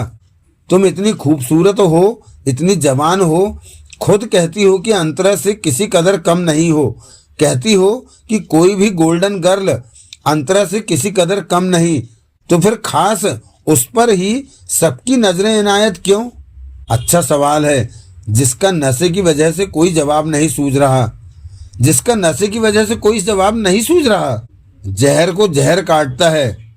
दो जहर? जहर नहीं भाई, भला सा नाम है उसका। सुराही में जो ढलती है, जो पैमाने में होती है। मैंने उसके गिलास में विस्की डाली, सोडा मिलाया, बर्फ डाली। Thank you. अब एक हिदायत और है मेरे हम प्याला दोस्त। क्या? मैं लड़खड़ाऊं तो बाजू थाम लेना। तुम उसकी फिक्र ना करो, मैं सब कुछ थाम लूंगा। वो हंसी।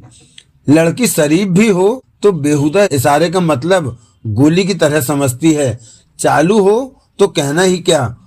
उसने गिलास में से एक घूंट पिया और फिर बोली, वर्जित फल की लालसा ज्यादा होती है। किसी की फूलों में जरा भी रुचि ना हो तो भी कहीं फूल तोड़ना मना है लिखा हो तो उसकी अंदरूनी ख्वाहिश होती है कि वो एक फूल तोड़ ले। तुम समझ रहे हो मेरी बात? हाँ, अंतरा किसी को भाव नहीं देती थी, इसलिए हर कोई उसे भाव देता था। मुंहजोर घोड़ी को काबू करने का मैं जाति तजुर्बे से बोला, अलग ही मजा होता है। एग्जैक्टली।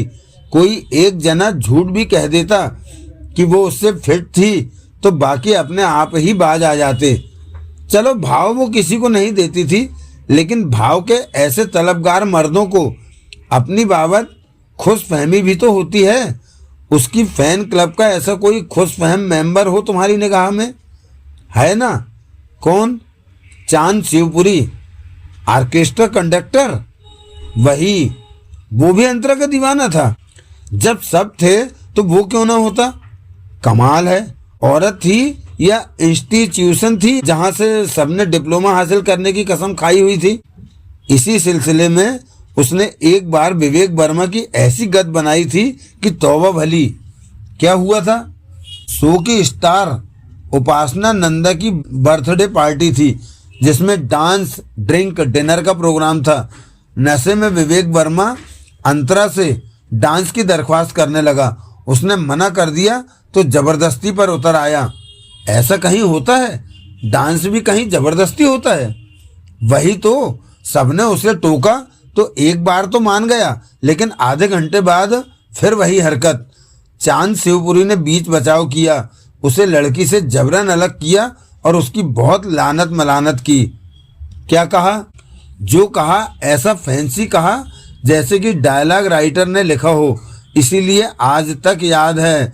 हरफ व हरुफ याद है। क्या कहा? बोला लड़की का पीछा छोड़ वरना बर्बाद कर दूंगा। यहाँ से तो निकलेगा ही, ताजिंदगी एंटरटेनमेंट की दुनिया में कहीं काम नहीं मिलेगा। No telly, no film, no theatre, no nothing. तेरी 1 रुपए की कमाई ब्लॉक करने के लिए मैं 100 रुपए खर्च कर दूंगा। चाट पकौड़ी बेचने के काबिल नहीं छोड़ूंगा। ये कब की बात है? यही कोई 20 एक दिन पहले की। लिहाजा चांद शिवपुरी की वार्निंग को या सबक को छोकरा ज्यादा दिन तो याद न रख पाया। 2 हफ्ते बाद फिर कोई ऐसी करतूत की कि अंतरा से थप्पड़ खाया? हाँ, तौहीन पहली बार ज्यादा हुई थी या दूसरी बार? वो जुबानी हुई लानत मलानत को तौहीन ना माने तो दूसरी बार। कमाल है, गैरतमंद लोग तो कहते हैं कि तलवार का गहरा घाव भर सकता है, लेकिन जुबान की खराश जिंदगी का नासूर बन जाती है। गैरतमंद अपना विवेक वर्मा, हा हा हा। मैं भी हंसा, खामखा, शायद नशा मुझ पर भी हावी हो रहा था। माय डियर सर, उसकी 2 मर्तबा की तौहीन के तो गवाह मौजूद हैं। असल में कौन जानता है उसने अंतरा के हाथों कितनी बार फजीहत कराई। You are right. टॉयलेट किधर है? क्या टॉयलेट? लू?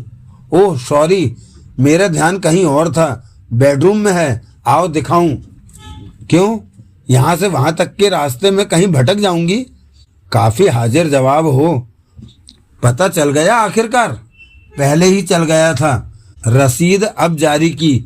बचपन से 2 ही ख्वाहिशें थी, एक ताजमहल देखने की और दूसरी किसी ऐसी लड़की से मिलने की जो ब्यूटी और ब्रेन का संगम हो।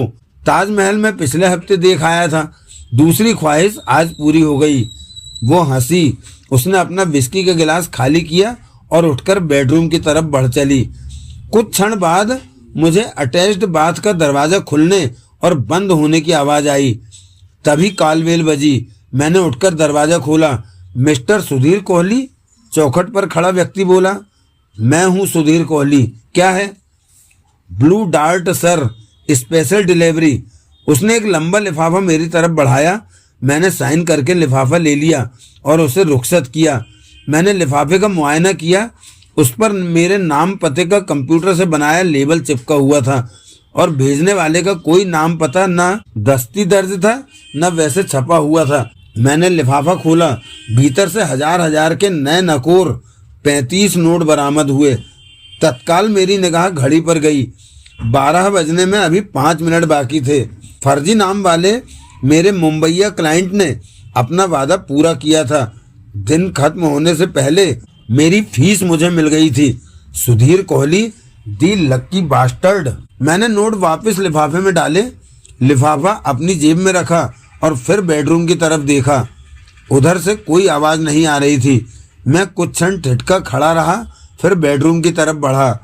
मैंने दरवाजे को धक्का दिया तो उसकी चौखट पर ही ठिठक गया। वो मेरी किंग साइज डबल बेड पर घोड़े बेचकर सोई पड़ी थी। मेरे मुंह से गाली निकलते निकलते बची। सोई मोई एक बराबर। सारी इन्वेस्टमेंट बेकार चली गई। गलती मेरी ही थी। मुझे ड्रिंक्स के लिए उसे इतना प्रोत्साहित नहीं करना चाहिए था कि वो एक्शन के काबिल ही न बचती। डिनर तक की नौबत ना आई। खैर कोई बात नहीं, सोई ही तो नहीं रहेगी, कभी जागेगी भी तो सही। मैंने कपड़े तब्दील किए, बत्तियां बंद की और उसके साथ हम बिस्तर हो गया।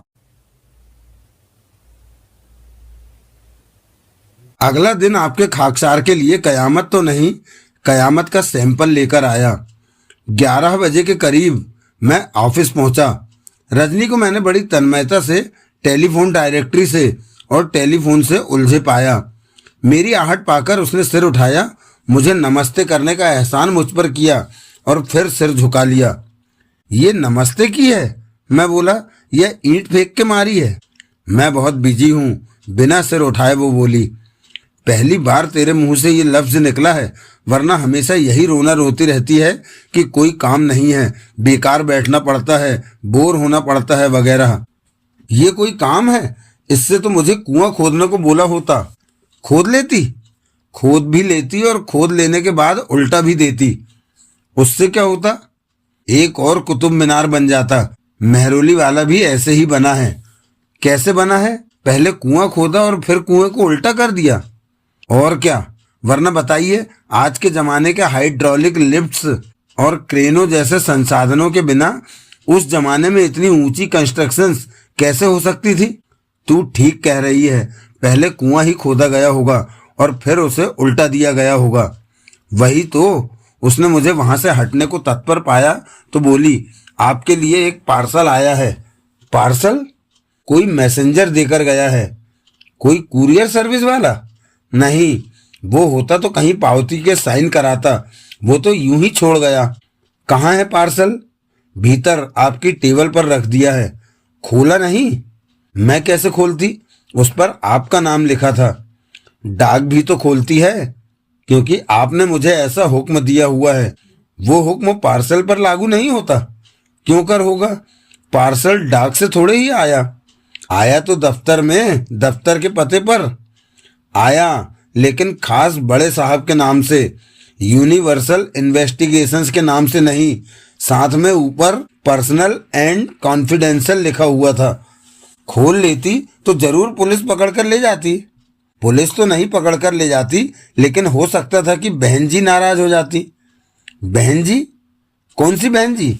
भेजने वाले की जगह जिसका नाम पार्सल पर दर्ज था, जिसकी कल से आपको जुस्तजू थी। कौन?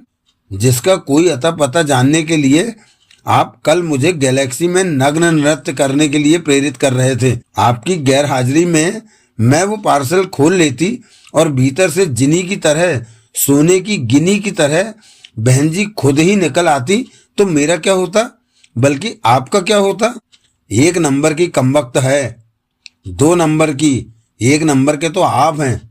बातों में तो तेरे से वो जीत सकता है जो फूंक मार के बल्ब बुझा सकता हो, चिमटी से पारा उठा सकता हो, एक हाथ में 2 तरबूज संभाल सकता हो, टूथपेस्ट की ट्यूब में से पेस्ट निकालकर उसे वापस ट्यूब में ढकेल सकता हो। ये आखिरी 2 बातें मैंने कब कही? आपने नहीं कही। वो बड़ी शान से बोली। मैंने सुझाई, आपके आइंदा इस्तेमाल के लिए। Like a good secretary. बड़ी आई गुड सेक्रेटरी। गुड सेक्रेटरी है तो गोली की तरह एक काम करके दिखा। फरमाइए। मुंबई में नवीन सेठ को कॉल लगा। मैंने उससे बहुत जरूरी बात करनी है। अभी लीजिए। वो पार्सल क्या बोला था तूने? कहाँ रखा था? भीतर आपकी टेबल पर। मैं अपने कक्ष में पहुंचा और जाकर अपनी कुर्सी पर बैठा। फिर मैंने सामने पड़े पार्सल की तरफ हाथ बढ़ाया ही था कि फोन की घंटी बज उठी। मैंने रिसीवर उठाकर कॉल रिसीव की। मिस्टर सेठ लाइन पर हैं, रजनी बोली। Thank you. नवीन सेठ मेरी ही तरह प्राइवेट डिटेक्टिव था, जो कि उधर मुंबई में प्राइवेट डिटेक्टिव एजेंसी चलाता था।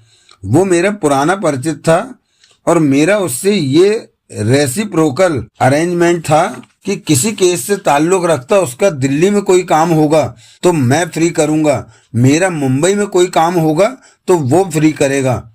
हाल चाल एक्सचेंज हो चुकने के बाद मैंने अपनी कॉल का मंतव्य उसे बताया। मेरे पास 1000 रुपए के एकदम नई गड्डी से निकाले गए 35 नोट हैं। नंबर है 9AG600801 से 835 तक। काफी संभावना है कि ये नोट कल ही बैंक से निकाले गए थे, और बड़ी बात नहीं कि 35 नोट ही नहीं, पूरी गड्डी निकाली गई हो। कौन से बैंक से मालूम नहीं, लेकिन हिंट के तौर पर इतना कह सकता हूँ कि bank Mumbai central railway station के इलाके में कहीं हो सकता है। वहां तो दर्जनों बैंक होंगे। जाहिर है मेरे पीडी भाई, तू सबके सबकी पड़ताल करने का कोई जरिया निकाल कि कल किसने वहां से वो नोट निकलवाए थे। कौन याद रखता है?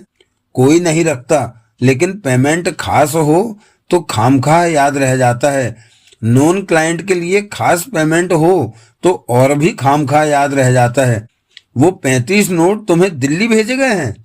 हाँ, लेकिन किसने भेजे ये तुम्हें नहीं मालूम? नहीं मालूम। रिटेनर है? हाँ। क्लाइंट अपना नाम सीक्रेट रखना चाहता है? हाँ। उन नोटों के जरिए तुम क्लाइंट की आइडेंटिटी जानना चाहते हो? हाँ। मैं कोशिश करूंगा। नंबर नोट कर लिए? हाँ। और बोलो। और कपिल थापर नाम के एक शख्स की दिल्ली के लिए फ्लाइट बुकिंग का रिकॉर्ड चेक कराना है। कब से कब तक का? आज से 2 दिन पहले का और 2 दिन बाद का। ठीक है, मैं करता हूं कोशिश। और अभी और भी? हाँ प्लीज। बोलो और भी। देविका शुभगांवकर नाम की एक लड़की की बाबत जानकारी हासिल करनी है। उसका ताल्लुक शो बिजनेस से या एंटरटेनमेंट सर्कल से हो सकता है, यानी कि एक्ट्रेस हो सकती है, स्टेज आर्टिस्ट हो सकती है, पॉप सिंगर हो सकती है, कैबरे डांसर हो सकती है।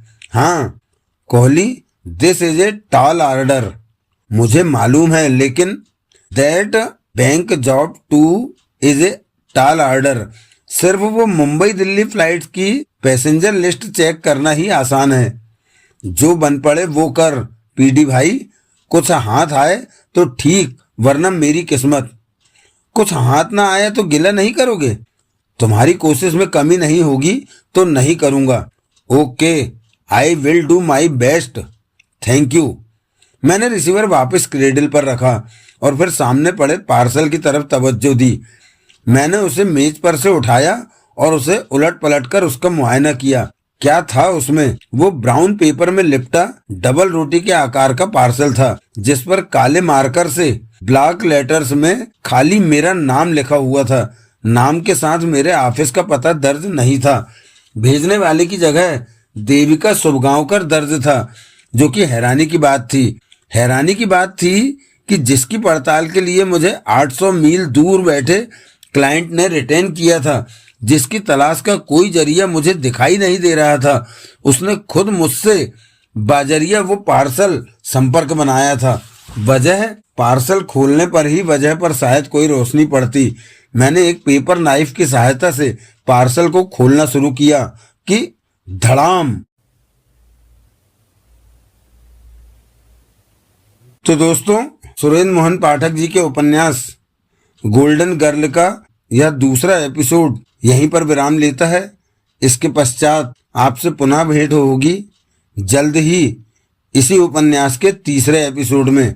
और हाँ, इस बात के लिए आप मुझे पुनः क्षमा करेंगे कि यह एपिसोड लेट आया। मेरी कुछ मजबूरियां थी, इस कारण मैं लेट हुआ।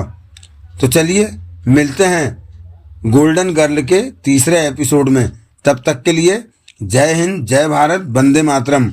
और हाँ, अपना ख्याल अवश्य रखिएगा। धन्यवाद, थैंक यू, शुक्रिया।